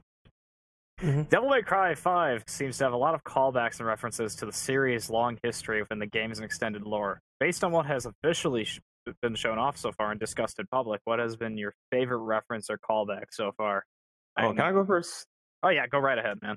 Yeah, it's two things. For starters, one was actually the scissors. That was probably my favorite one because it was like out of left field. You don't expect that to happen in the trailer, right? But Yeah. that or just V's demons. Like he's using enemies from Democrat 1. But, yeah, I feel like those are probably my favorite throwbacks. As far as enemies are concerned, I really like the Hells coming back, and I'm gonna have to agree with Brandon, like the Sin Scissors returning. That's really cool. But as far as like lore, extended lore stuff, I really like that Morrison made a comeback. There's another anime character that is referenced, which I mentioned earlier, but that pertains to leaks, which I don't want to spoil. But yeah, that was really cool to see Morrison come back. And then also too, in Dante's office, you actually see that he kept the map from the island from 2 with the dagger. So and it's just hanging there in the background in the office. So I really like those little like nods and attention to detail for the game, and I'm hoping we see like even more of that stuff in the coming months as well. I like all of that, and the Cerberus callback from DMC3. How he, the puppy joke. Come on, puppy, let's go. The callback in one of Nero's taunts where he goes scum, and he kind of puts out this like inflection. Pretty sure that's a callback to, I think, Virgil. That's in 4 as well. Yeah, a lot of Nero's sayings and taunts, like the things he says, a lot of them are the same as Virgil. Like he says, "Be gone." Yeah. Things like that. All that is from Devil May Cry 3. Most of the lines are from 3. Yeah. Yeah, a lot of his I just really like that. Virgil. I also, I think, wasn't there kind of a call that there's been a lot of callbacks in the trailers I've been really, really enjoying. I'm sure by the time the game comes out, there will be more callbacks and trailers that we can fanboy over. The Nero taunt is my favorite. The one, slightly off topic though, but for Nero taunts, the one that caught me off guard was his Triple S taunt saying, "Okay, this may be fun." I'm like, that took me by surprise. I'm like, wait, who says that line again? And then another Virgil line. Yeah, I'm like, holy shit, no. But you know what Virgil doesn't say? Yeah, baby, make love to the camera. I like that. Like his best fucking taunt in 5. They said they made him more. He's matured. I'm like, no, he's still a little punk ass. He hasn't changed. He's still a punk. Yeah, he's still Nero, the piece of shit that we all love. Kind of. On a side note, it's kind of or off topic, I should say. It's kind of funny. Part of Nero becoming more accepted by people was the stupid reboot. As soon as people see that game, they were like, "All right, we'll take Nero." Wait, hold on thought for a second. Is that a question actually in Doc? Like how DMC influenced the series? Is it? Yeah, that's why I'm asking. Is that a particular question? Because I'm glad you brought that up, James. No. I don't think it is. Oh, I guess we can make this little side tangent. Isn't it funny how people were with Nero until the reboot? Now all of a sudden they love him to death. Yeah, because I was the same thing. Like I don't like him. I didn't like him, and then when the reboot came, I'm like, he's not too bad, but he's still got room for improvement. It's amazing, the saying like, enjoy what you got or whatever. That's so much truth when it comes to like Devil May Cry 4 and with DMC. People hated Nero, and then we got DMC. Wait, worse characters. When they give you a game at like 30 FPS and no lock on and a story about demons being affected by soda and slurm, then yeah, you're gonna want that old DMC back. Oh, another thing, I like that Nero took reboot Dante's look and made it not look stupid. Even his hair, everything about him is Dante done correctly. Someone said he looks more like the Scalebound guy Drew than emo Dante. It's just his hair. Yeah, but if you put them side by side, they almost look exactly alike hairstyle wise. Funny, actually, go ahead, Brendan. The joke behind that is that the Scalebound guy found a new job, and somebody posted a picture of DMC5 Nero. Somebody pointed out, if you look at Nero's face, he actually is looking more and more like Virgil. That's not. I thought I was seeing things, but no, his face is almost exactly like Virgil. If there was a side by side comparison, I have to find it, but yeah, they are making him look more like his father, which I actually think is good. I think two people took DMC5 Nero's hair and put it on Virgil just to show what it would look like if he did have short hair. He looks almost like him. Yeah, and he looks almost identical. Yeah, I remember seeing that. And it looks really, really good. The guy did an excellent job on that one.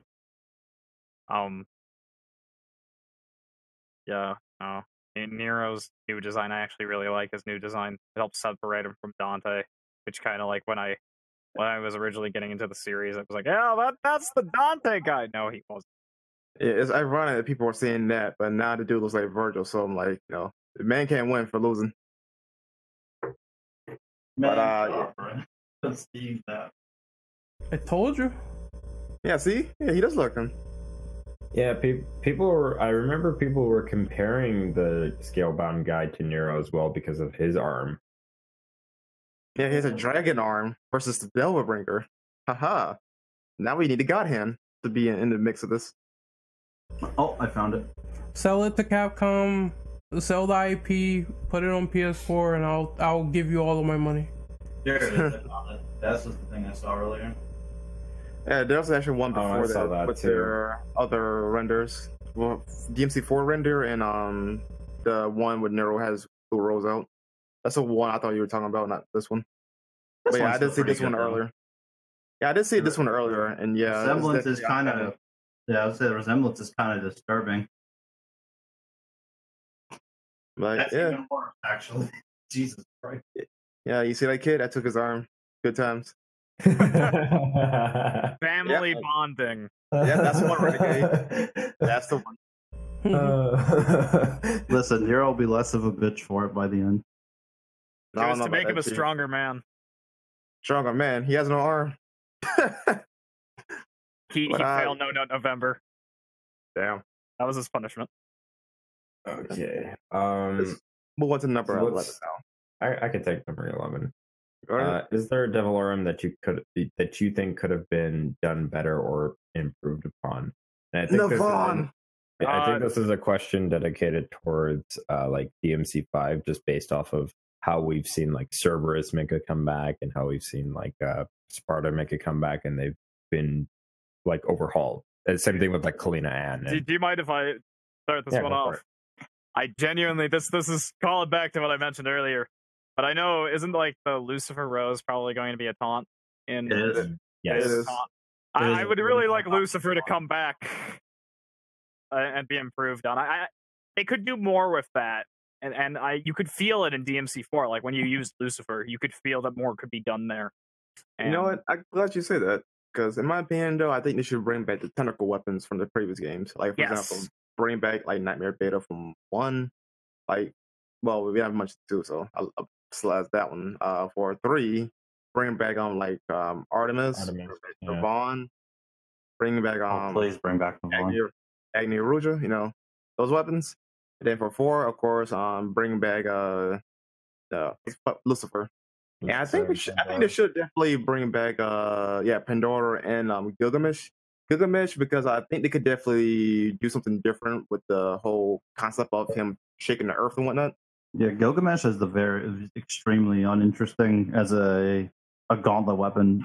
Because it's supposed to have this metal motif, but it's just a crappy version of Beowulf at the end of the day. It looks so cool though, but I think in 5 though, they could definitely do more of the execution.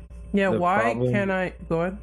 I was going to say the problem with the weapons in 4 was that originally they were going to go for this concept that they're sort of applying to 5, where the weapons were all kind of part of Pandora, where they were literally just one weapon.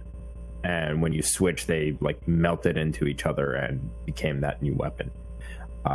So that's why DMC5, we have like this new like weapons switch system thing that they have going on, where like Cavalier can split into like 2 saws instead of being a bike, or Cerberus can become a bow staff instead of nunchucks, or things of that nature. And I think if they were to bring back something like Lucifer, they could maybe look at like DMC2 with like the Majin form and how Dante had like the laser swords, and just kind of have like a different type of weapon like that, or like for maybe Gilgamesh, different types of aerial attacks and a different fighting style compared to what Balrog has. Same thing with like Beowulf, if they decided to bring that weapon back, or Ifrit. So there's a lot of potential to bring these weapons back and really work on what they're able to do. And one thing I'd like to see is even the weapons that haven't expanded upon, expand them some more, make them bigger, I guess. We're kind of seeing that. I think Red Queen's getting some new combos, stuff like that. No, it has the same combos. I thought Nero was getting some new technical moves, like with Red Queen. That's what I was more or No, less talking about. most of them are still the same from 4. The only thing that's particularly different is he has a dive kick now. Okay, well, I'd like to see more of our weapons expanded upon, even Rebellion. Just some new things instead of just recycling it from the other ones. That's the complaint I actually have so far about 5 is for like the like basic weapons like Rebellion and Red Queen, like they're not that different from the 4 counterpart. So far. Yeah, so far. So it is admittedly kind of pissed me off because I think it done so much more. Sparta doesn't look that much different either, if I'm being honest. Yeah. So yeah, Sparta needs to be expanded upon, and I wish they would do more with Gilgamesh, because where's all that awesome shit he was doing in the cutscene where he was like flipping in the air and kicking shit and doing backflips off stuff? Yeah, the 1-inch punch, that's not in the moveset. That would have been a lit move to have. I would say if you could charge that shit. See, I would have said Cerberus, but they already super improved Cerberus. It's miles better than 3. Not even funny. I would say more Agni and Rudra, since I love those weapons so much. They could do even more crazy shit. Like, I kind of wish, Agni and Rudra, the bosses, they have all those tornadoes and shit, and the other projectiles. Like, I want that. Can I have that for Dante? Might as well give him all the boss attacks. Yeah, that's true. Yeah, I think too they could expand on the air combo potential for Agni and Rudra, because like you really don't have much to work with as far as like Swordmaster is concerned. I mean, granted, it does keep you in the air longer, especially when you have Rebellion in your loadout. You could just keep switching back and forth. Oh, Dom, you just hit me. You just hit me with an idea. I found something to steal from the reboot real quick. Mm-hmm. Vegan Boy's little fireball shot downward? Give that to Agni and Rudra. Oh, drive? No. Whatever it is. Yeah, it's called drive. He shoots it down from the air.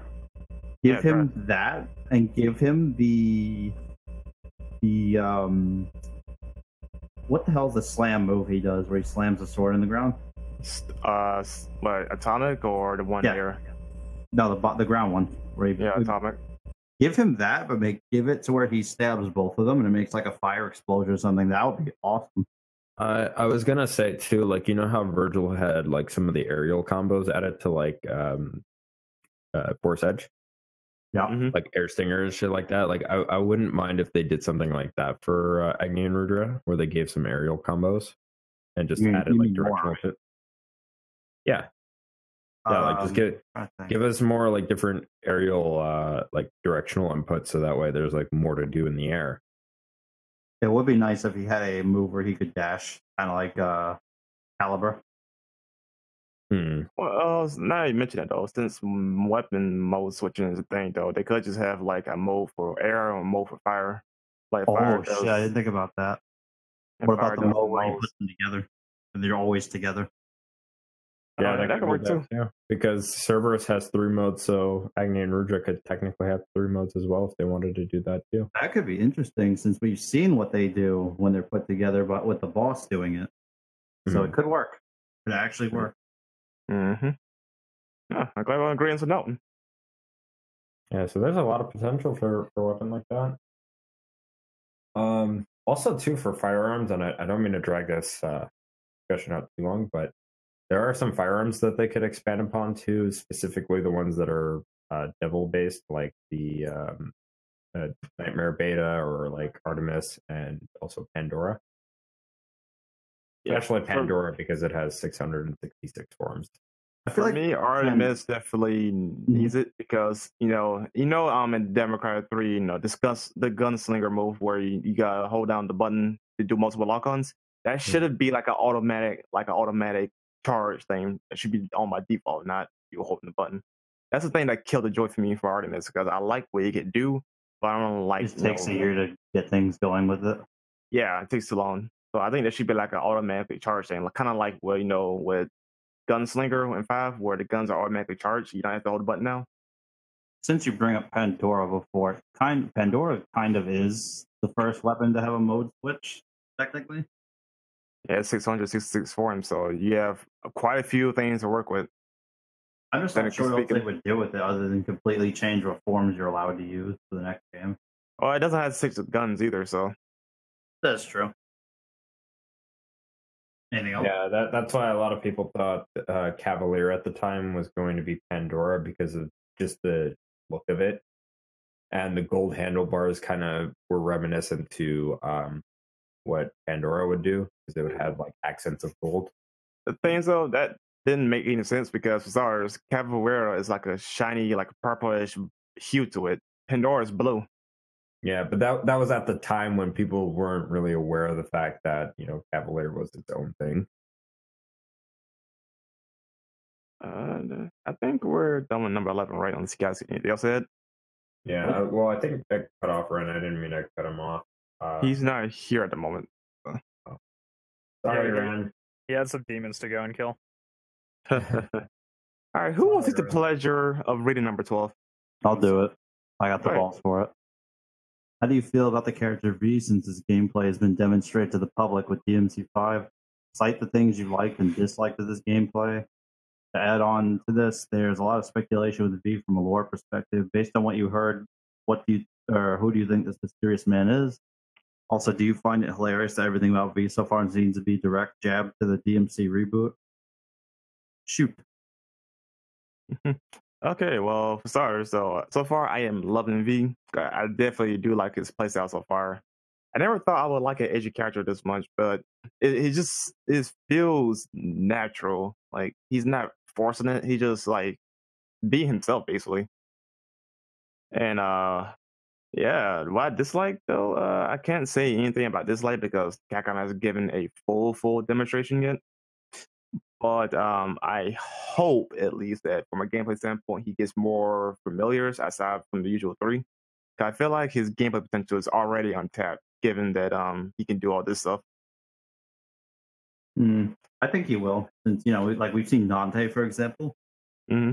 We've seen not all of his weapons. We've seen some. So that same thing kind of applies, in my opinion, to V. We've seen some of his familiars, but not all of them. Yeah, but given the fact that he's a new beginner character, I highly doubt they will give him more than we already have still, but fingers crossed. And as far as yeah, exactly. I'm glad you brought that up, Brandon, because I actually kind of hope that they add more familiars and stuff like that, because I don't think that just because you have a beginner friendly character that you should cut them off from the access of like new stuff to work with. That was kind of my big problem with Nero when I first played him, was that, yeah, he's the beginner friendly character, but what happened to having multiple devil arms and firearms? And this is something that I've had a problem since DMC4 that I'm still kind of having a problem with him in 5, just because, like, I've been playing the series since 1, and when I was a beginner, we at least got stuff like new swords and guns and stuff like that.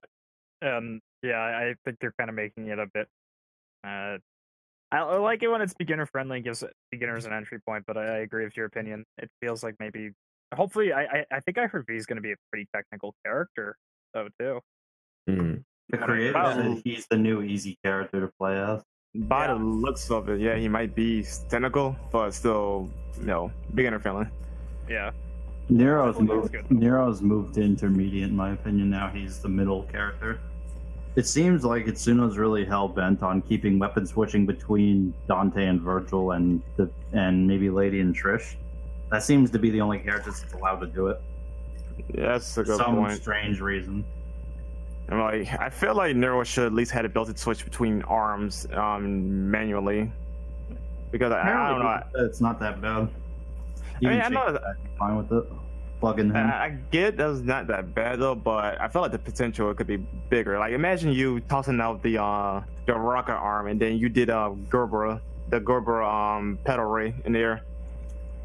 I know Itsuno. I'm assuming part of it is to keep him more different from Dante, because they seem to be very hell bent on everybody not feeling like each other. That seems to be what they're going for. A little late for that in some cases, but So, because I guess if they had the arm switching, it would just be style switching again, and I guess Itsuno does not want that to be the case. Yeah, but I think the only problem with that, though, is that you could look at something like Yakuza 0, for example, where Kazuma and Majima, they both have style switching, but they play very differently from each other. So I don't know. It just kind of seems like it's I don't want to say laziness, but kind of just underdeveloped, maybe. yeah, deprived. I disagree. Because the way it's been described as an adaptive style or something, so you have to just adjust on the fly and deal with it. I can kind of get behind that to an extent, because none of the arms are shit. They all serve a purpose. You can use them. They all have their own use, right? Yeah, so it's not like he's gimp, unless he can't pick which one he wants. Yeah. But that's what the pros have been calling it. It's more of an adaptive on the spot kind of style. The going back to V, because this is a question dedicated to V. Yeah. You know, if they're gonna have the like different familiars to summon, I assume that he's not gonna be able to like just swap them like you would with a devil arm. I think you would just have to have it set as is, like Probably divinity statue, yeah, or mission prep screen. As far as things I don't like about him, by the way, I don't know that much about him yet to say I don't like him. Also, yeah, I think. Oh, go ahead. I just want to interject really quickly. I hope that whenever you defeat a boss, you can use him as a summon or maybe a move or something like that, because it'll bring that satisfying feeling to bosses being defeated and you getting their powers in the DMC universe, and that would be pretty cool if they kept that. See, I mean, Dante already gets the bike, so why not V getting something for his own summons? I'm glad you brought that up, because in the initial trailer that we saw V in, he is actually on like one of the bosses that Nero fights. And I didn't notice that until I actually like slowed down the trailer and actually looked through some of the frames, because I was just trying to get a better look at some of the areas. Yeah, V is not on top of the chicken. He's not on top of the chicken. He's not, because it's really hard to tell what that is. Yeah, it is something else. I saw it too. Yeah, it's something else, not V. Yeah, I thought I agreed with you, Dom, and then I watched it more and more like, wait, that actually isn't V. Looks to be something encased in crystal. Yeah, it's just one of those things where it's like you see it. It was such a hard frame to like actually like see. Oh yeah, it was like 2 seconds. Yeah, it's very easy to miss, and that, you know, for what it is, it's if they did something like that though, where like maybe he had to actually get help from like Nero or Dante to possess the boss, so that way he can use it for his DT as opposed to just Nightmare, that would make sense to me. I wonder how much help he's in need though, because he was already kicking Goliath fucking ass with Nightmare. Like goddamn, having a kaiju battle over there. I think that's actually before Nero fights him, because if you look very closely to the furthest right, the Coliseum is not destroyed. I feel like that V fights Goliath before Nero does. That's interesting. And Goliath survived and then fights Nero. I wonder. Well, we're gonna have to wait and see how that pans out. Maybe V thought he was a waste of time. Might be right about it. I'll go ahead. No, it's fine. One thing I wanted to say is, one thing I've heard about V is that they're going to keep his health like really, really low. Like 1 or 2 hits from an enemy is like going to put you in the danger zone really fast. So he's lady.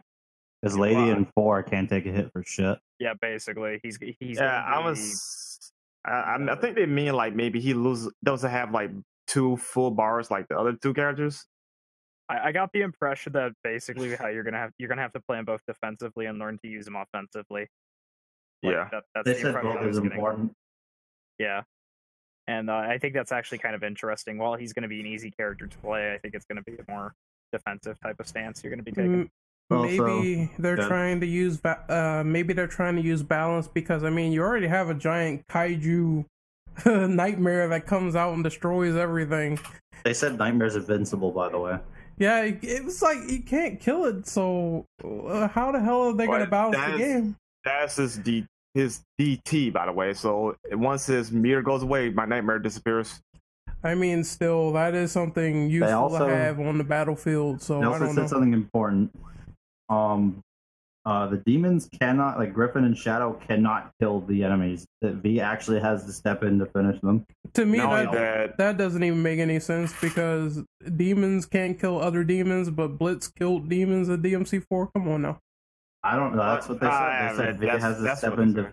They said V has to step in to perform the finishing hit, whatever But it's going to be. That's not the that's not the worst thing though. The Phantom and not Phantom, Shadow and Griffin can actually take damage and be out of combat for a while if you don't do your whatever. They labeled it as their cores or something. They turn into cores. Maybe they mean like Shadow has the ball thing come out, so that's when he's out of commission. One thing I think they kind of showed that in V's trailer, didn't they? Where like Griffin's like hit this guy or something like that and uses his cane. He like teleports over, like kind of like those are his finishing moves. All those teleporting attacks are his finishers. Yeah, so probably gonna be something like that. I want to point something out about the hair too. When he does do the DT, and they have confirmed this, by the way, his tattoos disappear. Yep. Yep. You can see it in the trailers as well. Also, too, like I don't know if you guys noticed this, but his hair actually kind of like it kind of gets like this floaty effect. You know, like it's flowing through like water or something like that. It's really weird. I don't know, like from what I've seen with V, he just kind of seems like they took everything about Dante and Virgin, everything that, you know, at least idea wise would have been interesting or could have worked well, and just applied it to a whole new character and made a whole new style based around that, and just made it a lot more likable. The only thing now is just to be able to actually test that out in gameplay, of course, but so far from like character portrayal and like the way that they have him set up with these previews, he looks very interesting in my opinion. I just don't like the whole familiars can't kill other enemies thing, and you have to constantly teleport into them and see the kill cams over and over. Well, in hindsight, it's actually a good thing though, because you cannot just stand back and spam your demons do all the work for you. You actually gotta get in combat and get your hands dirty. Yeah, but I fact hope that demons can also be temporarily defeated means you will still have to get in there. But the problem with that is you have to finish every demon the exact same way, and it could get repetitive. So I hope it doesn't. And there's like a lot of unique finishers or unique things that you can do when you're up close and personal. So that's my only issue. I've seen at least 6 finishers so far. I think 5 or 6 different ones. I've seen the one where he stabs. Is different, right? The summoning canes is different because when he hits someone, it goes into the ground and it affects everyone. And I also heard that move in particular, apparently you can choose to use it from DT as well. Huh. That'll be interesting.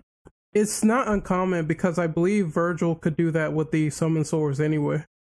Oh, you mean that Virgil can? Okay, Yes. yeah, that makes sense. Yeah, V needs DT to use summon canes. Yeah, That's fine. I kind of expected that. That would be OP otherwise. He's kind of a wait and see character. I mean, I think he'll be fun, but I just hope that he's interesting to use and is not too convoluted for their own good. Yeah. Yeah, I can agree with that. All right. In that case, then let's go ahead and move on to number 13. Wow, we're almost finished. No, I'll go ahead and read that one off.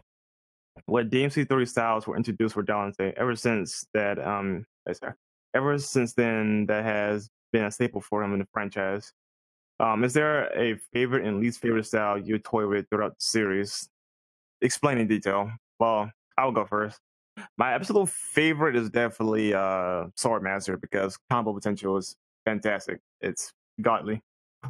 But my least favorite, honestly, gotta go to Gunslinger, because the guns in 3 and 4, wow, they're not terrible, but they're kind of underwhelming, and there's a lack of like specialness to Gunslinger. Like all you do is do like an alternate type shot, I think they could like add in like maybe combo based attacks with the gunslinger. Like for example, all the gunslinger's basic stuff is actually came from DMC 2. You got input a certain command to execute a like a shotgun combo, as they call it in the game. So it'd be nice if they integrate like different types of combos for like the guns with gunslinger via like say triangle for a square or circle, whatever gunslinger command would be, and then you execute like a special combo with the gun. I think that would be pretty cool. What did I miss? We're number 13 now, and you completely missed everything I said. Oh, sorry about that. I just came back. If you don't mind me going next. Go ahead. I will say I think one of my favorite styles. I actually really like the idea of Quicksilver in DMC 3. I know it's not the absolute best style in the game, but I really like the idea of it. I mean, if you have super character, it is the best style in the game. Yeah, that's fair. Well, but I do think I just love the idea of it. I hope we might see it come back in DMC 5. I doubt it. It is. Nero has it now. Well, yeah, it's an arm for Nero. No, he means for Dante. Yeah. Dante, I'll be honest, I doubt it. I think Nero's owning that one now. But I would like to see it come back for Dante. I wish, but I know we probably won't. And I mean, Dante, technically speaking, could do it better because that's his magic. Exactly. Least favorite style, I think, has to go. And I know this is somebody's going to crucify me for this one, but I think it's Royal Guard. I knew it. Called it in my mind. It's technical style. I can understand why. I understand. I could use it. I can't use it well. In 3, it's executed like it's overpowered as fuck. If you know how to use it. In 4, it sucks ass, in my opinion. In 5, it looks disgusting in a good way. I think by 5 they fixed it. I'm just not the biggest fan of it, and Quicksilver's cool because it's basically the world from JoJo. As far as styles are concerned, Swordmaster is my personal favorite style. That's just because I like doing all the different like extended moves and also having the ability to do extra moves in the air. But I think like if they had to like bring any of the styles back from 3 or 4, because obviously Dante had one extra style in 4 and 2 in 3. I would really want them to bring back Doppelganger and Quicksilver and expand on those. Granted, if they do it, I doubt it. But those should be abilities that he shouldn't have technically lost, per se. Considering that this isn't like a devil arm where he could just get rid of it. He's just not using it in the game. Well, partially because the developers aren't implementing the mechanics for them. Now you could argue, well, how would you swap it into those styles? Would they just have it like Darkslayer, where you just double tap on one style, or? Oh, the easy answer is like you can choose what style you want for whatever directional input. Yeah, which I think the latter option would definitely work well. Like I could see people wanting to like maybe if they're not too good with like Royal Guard or maybe Gunslinger, they might swap those out for like a Doppelganger or over. So yeah. It just it's just something that I think would be nice to see make a comeback. Right. Anybody else got anything else said? Favorite style? I obviously have to say Swordmaster. Least favorite, and I wish they would fix. I would have said Darkslayer, but I really doubt Dante is ever going to hold Yamato again. I don't feel like it's stuck with Virgil forever now at this point.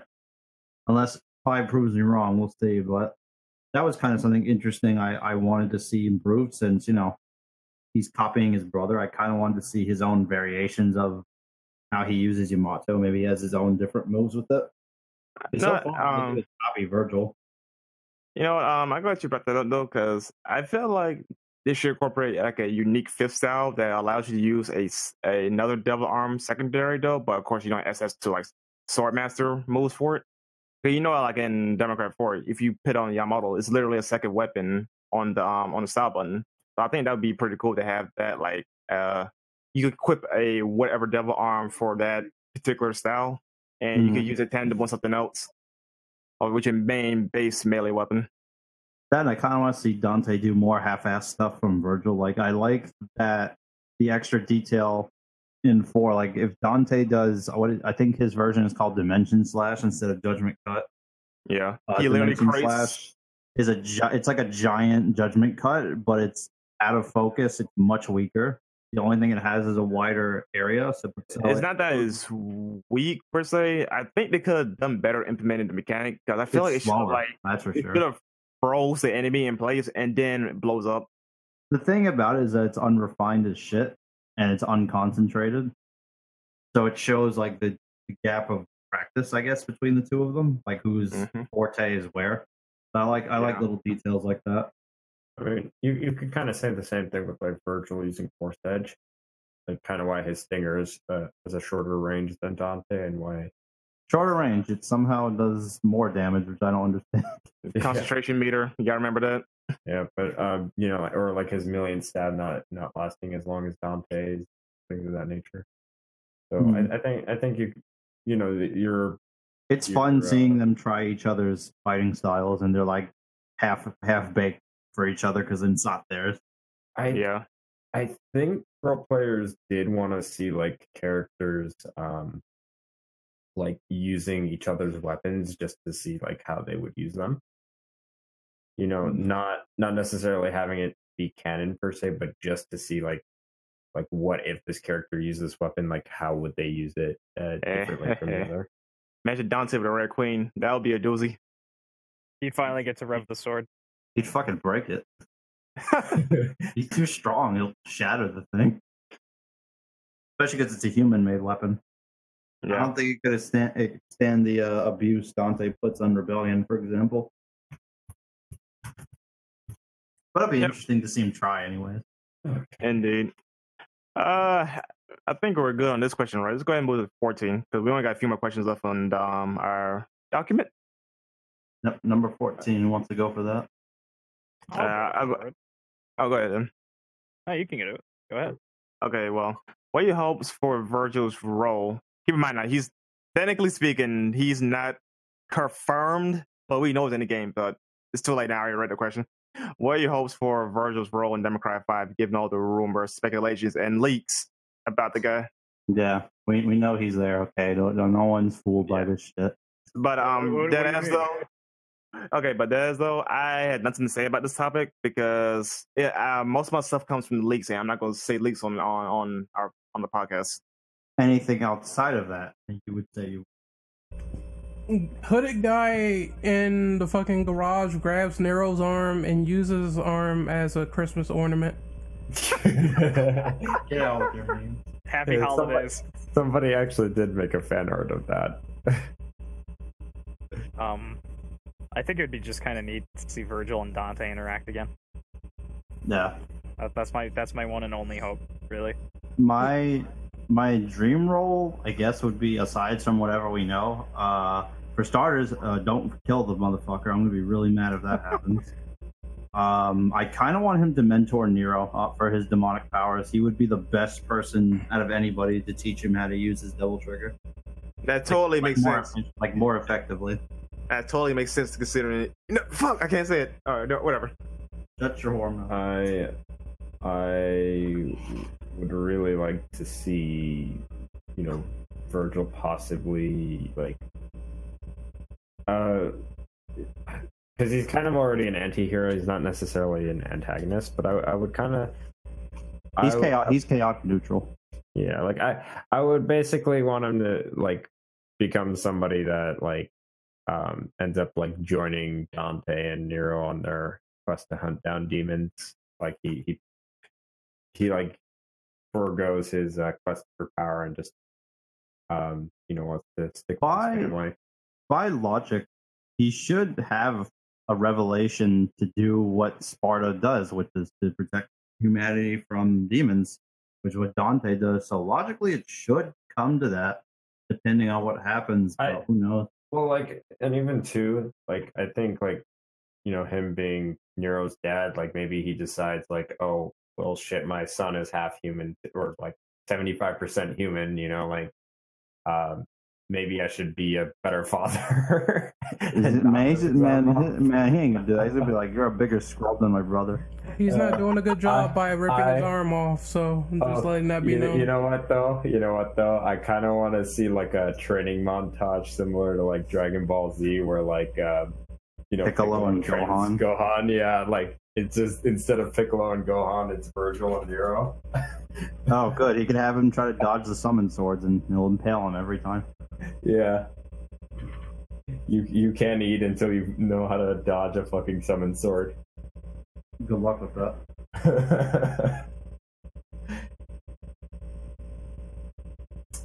Okay, we're done here, right? Yeah, we're done. Wait, did Ren actually have anything or no? No, my answer is pretty much the same. Have him as a mentor role, and don't kill him.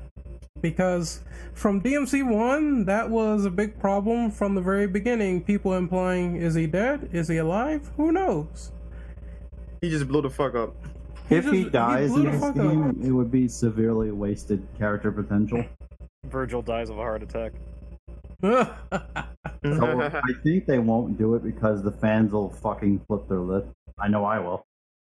Dan will flip his lip in the recording studio. Look, Dan low-key leaked that Virgil was alive. He's like, he's the new ruler of heaven and hell, or whatever he said.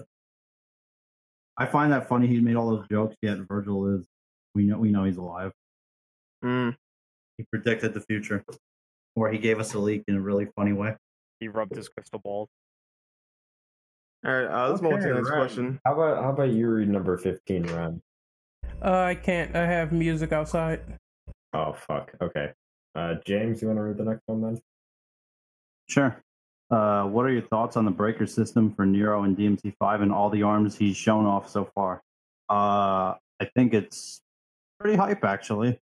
It feels like a natural progression over the Devil Bringers, and now he has an absurd amount more options.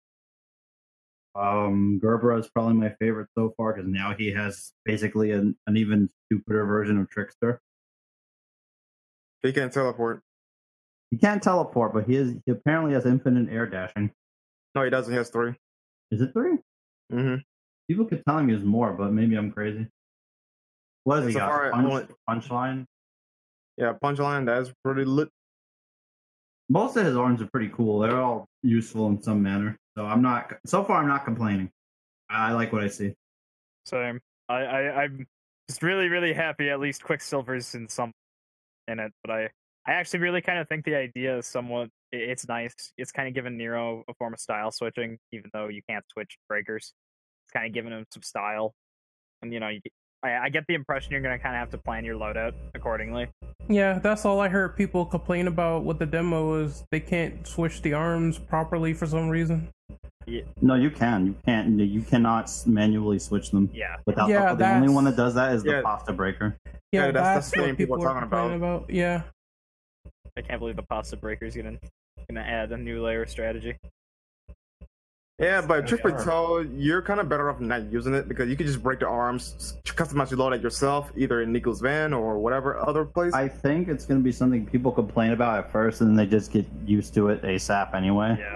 Yeah. Okay. I already see viable strategies against, like, for example. I mean, if you know your loadout and you have a plan for a combo, it's not really that much of an issue, then, is it?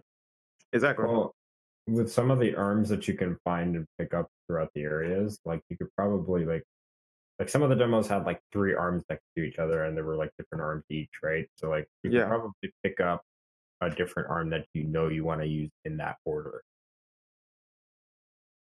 So yeah, it'll add a layer of strategy, and then that'll be cool. Indeed. I'll give my thoughts real quick.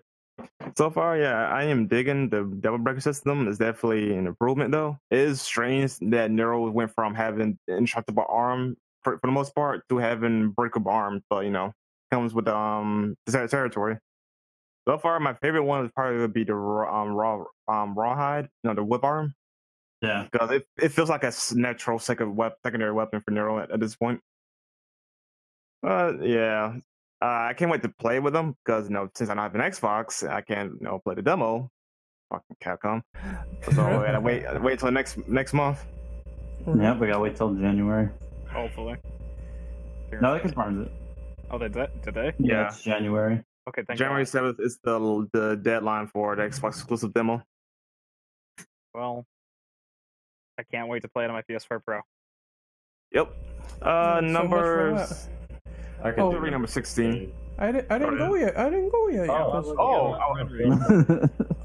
forgot you existed. I'm sorry. No, I forgot you saw. All right, so my favorite arm is obviously Tomboy, the one that just blows everything the fuck up, and it makes the Exceed arm like a lot more stronger. And it overcharges the shit out of Red Queen. Yeah, that's going to be probably one of the arms that does like a lot of friggin' damage. So I'm looking forward to see how that works. Actually, I didn't think about this, Ren. You just made me remember something with Tomboy. With Red Queen being overcharged, it becomes a only two-handed weapon. Nero's no longer one-handed. Yep, it has a new combo set of its own. Yeah, it changes attacks too. I was like, oh shit. It's actually a big deal. Maybe it'll have extended movesets when you upgrade it. Who knows? Yeah. That'd be cool. But I guess we can move on to the next one now. Devil May Cry hasn't been picture perfect with issues regarding the platforming mechanics and a very linear narrative. Are there mechanics or problems that come to your mind that should be refined for later entries? Oh lord. No platforming. No 5 more. kind of fixes the linearity in some areas, so that's one thing. But I hope there's no platforming. But There is. Ugh, We've seen Grim Grip. They're back. So that means Oh, Nero's that's gonna have to do right. that again. It is, but it looks like they simplified it. I think they took some aspects from the reboot and just tried to make it simple instead of super complex like God Cube Room. As far as like the linear narrative, I think they're gonna try to do this thing with like what RE6 tried to do, and that's to have multiple characters that have multiple stories take place at once at different points in time. Which seems to be the case because they have alluded to the fact that V's story takes place first, then Dante's, and then Nero's last. So I think it's just going to be one of those things where they're going to try to make it a lot more broad, and by broad I mean in a sense where it kind of jumps around and takes you in multiple twists and turns, which isn't something that Devil May Cry has really done before per se. You know, actually, I think the platforming is going to be easier. Well, for starters, Nero's got Gerbera. V can fly for a little bit with Griffin, and Dante can fly in DT. And he is Dante is Dante. Yeah. So I think actually platforming should be easier. The characters definitely feel more mobile now. One thing I want to see refined personally, it would be, since we got 3 characters now, it'd be really nice if the enemies are built around each character. Each character. That was a big problem with 4. I personally. Oh yeah. And I know this is something that a lot of people feel, but of course the enemies were tailored around Nero. So now that we got 3 characters, make the enemies unique. Give them give them some uniqueness. Make Please. everything unique. Please don't force feed me the same boss and he works for Dante, but he's a pain in the ass to fight with Nero, because that would get on my nerves. Yeah, that would be really cool. That's what they're doing, because even though the characters are fighting pretty much the same types of enemies, I think what they did was try not to balance the enemies around one character and rather have them work around all of the characters. Because like you said, the problem with 4 was that the enemies were more catered towards Nero, and really the only ones that the only characters that work well against those enemies are Nero, Lady, and Virgil. Dante and Trish, while you can still fight those enemies, they just don't feel like they're tailored towards those enemies. You can feel, especially like with the Angelos in particular, or Blitz, you can feel like they're tailored more towards Nero, especially. For the Angelos, they just that's really anybody can fight them. Just literally go behind them and fight them. Yeah, but I'm just talking the way that they're balanced. Like the way that they're balanced, they're made more for Nero. Even though anyone can fight them, yeah, but the way that they feel like it's more effective to fight them with Nero. I feel like the more appropriate enemy you should set is Blitz, because that's definitely feel like not for everybody. You did? Okay. Actually, if you want to get super technical, you could say that the bosses kind of work better for Nero, whereas Dante, they take more work. Well, yeah, because Nero, if they get stunned, he can do special buster moves. Dante can't do shit besides his regular move. Nope, better... unless you disord attacks with Gilgamesh. That's the best way to do, optimal damage. You better learn distorted DT fast. That's all I'm gonna say. Because you're not gonna get that same amount of damage if you just try to well on them regularly. Nope. Yeah, as you clearly see in Devil May Cry 5, if a Dante doesn't impact or that's a royal release, it hurts. So that gap in power is no longer annoying, unlike in 4. Although Nero still is the best when it comes to dealing with a stunned boss, because in the demo, when I played it, I killed the boss at half health in one buster throw. That was the end of him. Yeah, I think we're done with topic, right? Everybody got their answers up? Yep. All right, let's go to number 17. I'll read this one off. Who is your favorite and least favorite boss in the series? Favorite boss? Fucking Dante, because he's more dynamic than Virgil. He's terrifying. Yeah, Virgil is more linear with his movie. Dante is a little bit more touchy on higher difficulties. He's more unpredictable. He just knows what he wants. Least favorite, Tri-Sigma or Trigia, whatever his name is from Democrat 2. Trismagia, I think his name is. Yeah, three-headed egg fuck from 2. Yeah, I didn't like that fight. It wasn't well designed at all. All right, favorite boss? Yeah, I'm gonna say Credo. Because I could say Virgil, that'd be easy, but I'll say Credo is always fun. Least favorite would have to be the first form of Argosax. That shit sucks. I'm sorry, the blob of bosses is not fun to fight. Yeah, he's Melee literally is highly discouraged. He's literally the only boss that had that much health in the series. Yeah, you can only really shoot him. It's not like you can do combos and shit. You just get knocked away if you do it. Yep. So for me, it's actually going to be that stupid fish boss that Lucia has to fight into.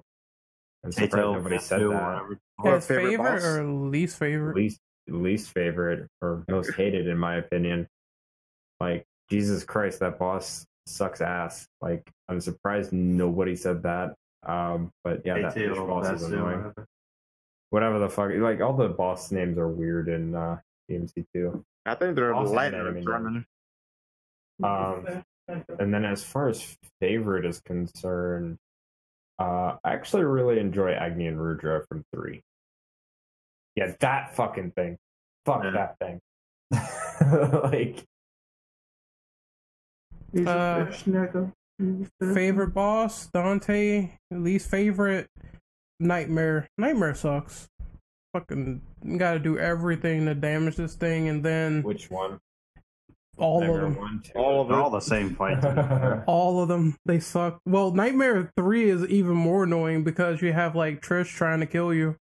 And then he has this thing where he has a suicide mode where after you finish his health bar off, he gets a little smidge left to try and kill you at the end. Oh my! Fuck that on DMD, by the way. It's horrible. Indeed. My favorite boss, I think, has to be Milo Angelo 1. DMC 1. And I don't know, it's the epitome of DMC 1's basically get good. Kind of like Virgil 1 and DMC 3. Just fitting. Yeah. But least favorite, I know this is kind of a generic pick, but it's Best Chopper from DMC2. And it's not even because the boss is hard or anything, it's because it's just so boring and uninspired. I You're agree with just shooting the thing for like 17 hours until it dies. That's not a fun boss fight. Even its design is just boring, and then that's at least the fish has an okay design. You know what the sad part is that Shinobi on PS2 tried doing infested tanks and choppers, and they didn't work well either in that game. It's a curse.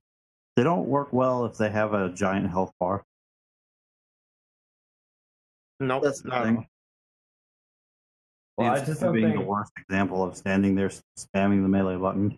I don't think action games are fun when you have to fight a tank or a helicopter. Like, what's so fun about fighting that? Like, give me Unless like, you're a monster. riding. Yeah, unless you're riding, I was going to say Well, that too. Yeah, but you know, in MGR, like you're fighting up against like other fucking things while you're fighting the helicopter. MGR is the only exception because you can actually do shit and stun it, and it'll respond to like your attacks. In this game, it's a giant tank. It literally does nothing for you. You just shoot it until it dies. Pretty much. Yeah, it's not a fun fight per se. I'll take number 18. Alrighty. All right. Are there any suggestions you would make to newcomers of the franchise trying to get into DMC for the first time? Play them in order. Don't do this bullshit where we go from 1 to 3. Play 2. I Push the out on me. disagree. Did you the tell only reason- Chaos that though? No, I told him to play in numerical order, and the only reason why I 1, said 2, that. 3. Yeah, that's what I said just now. Play them in order. Oh, I thought No, you I said. said don't skip 2. Oh, I thought you said play them in chronological order. Man, No. you got No, shit. no, yeah, okay. I thought you said because if you were talking about numeric like No, chronological, I'm just order, talking 1, 2, 3, and yeah, 4. play technically. them in numerical order. In that case, I take back what I said. I do agree with what you said. Yeah, because people do this thing. Like, I know Chaos did it, and I still gonna tell him he should go back and play 2 anyway, just to understand like what people's problems are and how 2 evolved into 3, or the things that 2 had, like the wall running and all the platforming stuff, and Dante's movement kind of changes. It transitions into 3 and into better ideas. Yeah, It's an important part in the series, like weird evolution. yeah. And there's also too, and I know Brandon will probably agree with this one. There's a lot of mechanics that they tried into that aren't ever going to come back, possibly with like the amulet system, for example. That's something I do want it back. Actually. Although we are getting Majin Form to come back, so maybe something in the future for another character. What do they call it? I think its actual name. Shit. Well, it's a leak, but it's not. It doesn't reveal anything. I'm about to explain it. Oh. Yeah, the leak name is apparently Shin Devil Trigger, which means true, which makes sense because if you know Japanese, the Japanese shit, it means true. So like, look at Kumo for example. Shin no Kumo means true Kumo. What other meaning behind it? Shin could also mean new. Shin has a lot of Multiple Japanese, meanings. Yeah, Japanese words have multiple meanings, but in the case of this, it probably would mean true. Also means heart. Yeah, but it has a lot of meanings, but yeah, that's just a thing that they could definitely do. Like, I think my tip for newcomers is just to breathe. Like, I had this problem when I started playing DMC3 for the first time, and I got to Cerberus, and it was the fact that like it's really your big first boss encounter. Well, outside of the one outside Dante's shop, but I count Cerberus as the true first boss. And just breathe. Like, learn from your mistakes if you die, and just breathe and calm down, all that, because it can get really tense, very stressful. I can agree with that because there's one thing that newcomers always do is they complain a little too much. Like, the series is basically hard, and as the series progresses, more catered towards the veterans, more so the new guys, minus maybe a character or two. But you gotta take your time, actually learn the game. Don't rush through it because you will get stuck and get your ass kicked. That's the nature of it. Also, for people who brute force DMC, they tend to forget that there's a lot of exploring, so they miss out on like orbs and items and shit like that. So pay attention to your surroundings and stuff like that because you might miss something. Yeah, and also, there's one more other thing. Don't just rely on guns. There's DMC 2 where it's guns only and you can fuck shit up with that. But when 3 comes about, you're going to want to rely on more than just guns. And actually learn the combos rather than just spamming triangle all the time. That will eventually want to get you that far. Oh, I was gonna say that too. Yeah, don't play this game like a fucking button masher because you're basically missing the entire point of the series. Pause combos, mid combo switches, so those are very handy, especially in 3. Yeah, juggling, and then too, like beginners aren't probably gonna pick up on this the first time around, but like what is it? Jump canceling is definitely something that you could pick up on, and once you get that, you can start like learning more. I would say after your first playthrough, then you should probably learn stuff like jump canceling because that's more for advanced people where they fuck with their controller and change the buttons about so they can do it easier. But I say once you really master the mechanics, then you can go and learn the more advanced techniques. Yeah. I think also too with like any other tips as far as that's concerned, like play around with the styles. Like 1 and 2 won't have them, but 3 definitely will be that first game where you get introduced to styles. So see what you like, but don't necessarily stick with just the one style because all the styles have their perks and disadvantages. Yeah, it's okay. That you should try other stuff. I know you have Swordmaster maxed out. I'm like, you probably like Trickster as well. Well, Royal Guard's like, ooh. Yeah, you got some balls if you're new to try that style. Royal Guard is like, in DMC 3, is really hard to master. That's like, you gotta be prepared. No, it's actually easy. In DMC 3? Yeah, it's 4 where they made it harder. The thing in 3 is if you get a few blocks, the meter's already maxed out for release, and you do an ass load of damage. Like it's at 3's Royal Guard is actually horrendously broken. So if you know what you're doing, you can stack damage like that. Yeah, but isn't the like quote for Royal Guard, and I don't mean to cut you off, Dom, but isn't the quote for Royal Guard is good if you know how to use it? They said it's good for advanced players. Yeah, and for its case, the reason why it's harder because you build up more meter, and the payoff is not as big as it was in Democrat 3. Yeah, 3 you blast like almost half a health bar off on normal mode. It's retarded, and other enemies will just get killed instantly. Yeah, I do remember. And that's not just releasing. That's standard releasing. If you do royal release, it's GG's. And then as far as I'm aware too, like the Gunslinger was also overpowered in 3, but got nerfed in 4.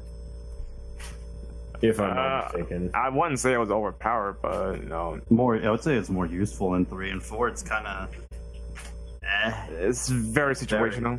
Very situational. Although 5 seems to have severely rectified that. Thank God for automatic charging now. Amen. Thank God. Ramen. Same thing with Nero. Nero doesn't have to charge anymore either. You hold the button just to load the bullets, and you don't have to hold down it anymore. That was probably one of my biggest problems with him. Like his charge shot is part of his game strat, but it's such a pain to hold the button the whole time. Yeah, it's DMC 4 and like even DMC 3. It's a lot of charge mechanics that a lot of people really complain about that I kind of understand because someone doesn't want to hold a dedicated attack button, then they might lose their charge, then you want to continue the combo, so people just say fuck it and change their buttons around. Especially when you have to hold lock on most of the game. To DMC's credit though, drive, that's probably the best way to implement drive because it's instant charge rather than sitting down and waiting. Have we seen Dante's yet? No. Oh, Only surprised he doesn't have it. Hopefully, that is fixed. The only other tip that I would have to give is also play around with different weapons. Don't just stick with two things. I get having favorites to play around with, and don't get me wrong, I've done that myself, but definitely mix it up too. Yeah, I can agree with all that. So we ready to move on to the last question? Yeah. Yep. All right. He's gonna read that. I'll do it. Go ahead. All right. So simple question: favorite and least favorite game of the OG DMC saga. Very easy question for me. Favorite is DMC 3. Least favorite is DMC 2. Very simple. Least favorite DMC 1. I know some people are gonna be shocked by that. Most favorite 4. I have to say 4. Even though I like the story in 3 more. Go ahead, Brendan. My favorite, obviously 3. Like 4 is good enough, but it has too many balancing issues. Like it's just a mess of a game in terms of balancing. My least favorite is a toss up between 1 and 2. Not because I don't like those games, because different reasons. Like one's better than the other for 2 different reasons. So I guess I put them in the same boat.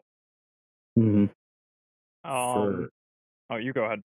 For me, it's my least favorite would actually be 4. And again, kind of similar reason to what Brandon was saying, where it's not because it's like I think it's a bad game or anything. I actually do really like 4. It's just a thing of like how it was released and how it was set up as a game itself. Like, you know, you're forced to play one character that, you know, you're not necessarily wanting to play initially. You are lacking in a lot of aspects compared to like Dante and stuff like that, and just various other reasons. But I don't think that 4 is a bad game at all. But most favored definitely would have to be 3SE, just because it is the game that really set the bar for the franchise. And to date, I think that is the game that I've played the most across all of the platforms that I own Devil May Cry on. For me, I think my favorite game is actually DMC 4. While I guess sort of unfinished, I just love it. I genuinely love the gameplay. I love playing Nero. I especially love Special Edition, Lady, Trish, Virgil. I love all of that. Least favorite, even though it has my favorite music, is DMC 1. I'm excluding DMC 2 from my list just to make it harder for myself. But I love the music in 1. I love a lot of things about 1. I love the atmosphere. It's just It's not a well-aged game. Yeah, that's and the the best difficulty is garbage, in my opinion. If somebody had to platinum it twice, yeah, the difficulty is cancer. Yeah, DMC 1 is fucking hard, man. See, you guys never had to play it on PS2. I did, actually. Well, I know, but I'm talking about like James, like on the PS2 version, you had the fucked up control scheme. Yeah, I know, the controls are like fucking ass backwards for no reason. Yeah, like the controls were worse on PS2, so the HD. You also got to remember, And even still, ugh. You also got to remember, it's the first game in the franchise, so controls weren't set in stone. Yeah, like, No, it's not even the controls. I'm just talking about like DMD is just god awful, unbalanced garbage, and it's not enjoyable. Yeah, I mean, I get where you're coming from. I just think like for me, 1 isn't as bad just because like I remember the control scheme from like back on the PS2 version. So like, if I had to pick a version of DMC 1, it would have to be the HD version at this point. Oh yeah, I don't disagree. You know, so, but I do get where you're coming from, at least from a balancing perspective. I don't mind it on normal, but like DMD is where I'm like, no, this game is shit. At that point, I'm sorry. That's where I fall apart. Especially because of, as a side tangent, because of like DT, the enemy's DT, for example, is stupid. They become almost invincible. It's absurd how long it takes to kill like one marionette that's been buffed up. Oh god. It takes like 6 Infernos. It's retarded. Yeah. But that's my side rant over. Anyway, I think, did we all go, or did somebody else need to go?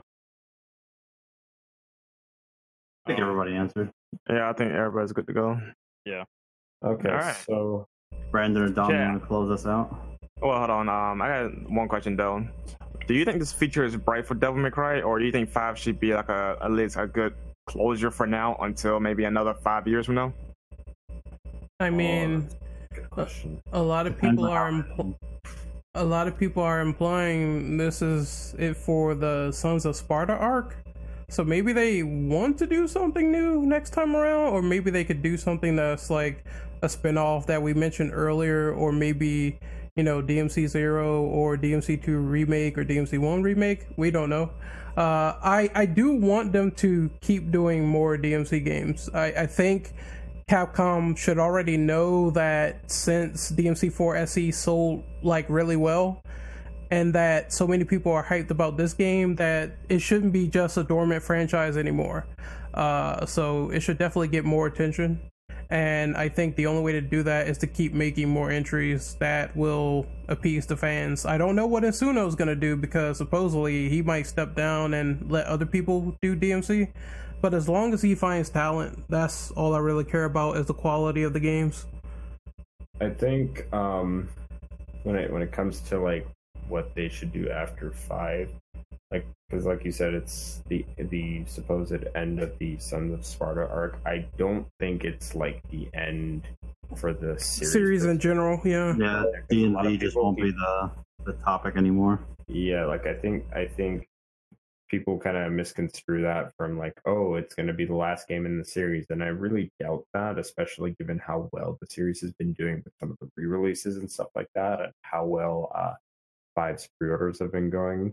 A lot of people have been pre-ordering that game, especially with like. And considering the insanely high budget the game has, like it has. Yeah. Jesus Christ. One thing I will say is one thing in the marketing heavily is the whole Devil May Cry is back. Yeah. Like again, if this was going to be the end, I think they'd be marketing it. They would have. As such. Yeah, they would have said something about it. Yeah. I think with that being said, though, what they can do, because I don't want it to be a case of like, you know, we waited X amount of years, you know, because we waited 10 years for this. Yeah, like, because I think we waited five something years, and then we had like the announcement for the reboot, you know, or whatever, however many years it was. The game came out 2008, and DMC was announced in 2010. So and released in Wait, didn't the reboot release in 2013 though? 2013, yeah. Yes. So, yeah, it was announced in 2010. So yeah, so I don't want it to be a case where it's like, hey, we got to wait 5 years for, you know, the game to get announced and then actually released. I would rather it be like, you know, maybe we get some of those spin-offs to hold us over while we wait for the mainline entry, you know. Yeah, I was gonna say, I think depending on how 5's ending is, like what the story goes to next, I think the next thing to do to fill in the gaps would be let's remake, or either they do DMC 0 or they start remaking 1, 2, and 3. Yeah, and they don't necessarily need to have Itsuno for the remakes per se, because it's just like all they would have to do is just copy some mechanics over and maybe a few assets here and there, because some of the enemies are just redesigned from 1 and 3.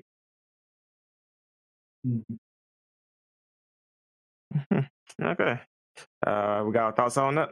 We're good? Yep. Yeah, I think so. I think this is one of our longer podcasts, even though we said we should try to an hour. My ass, this thing's almost 3 hours. Almost 3 hours. Help, they're holding hostage. I told you, James. I knew it. Devil May Cry. We ain't gonna talk about this for like an hour. I hate you. They promised me pizza. They've been holding me here for 3 hours almost.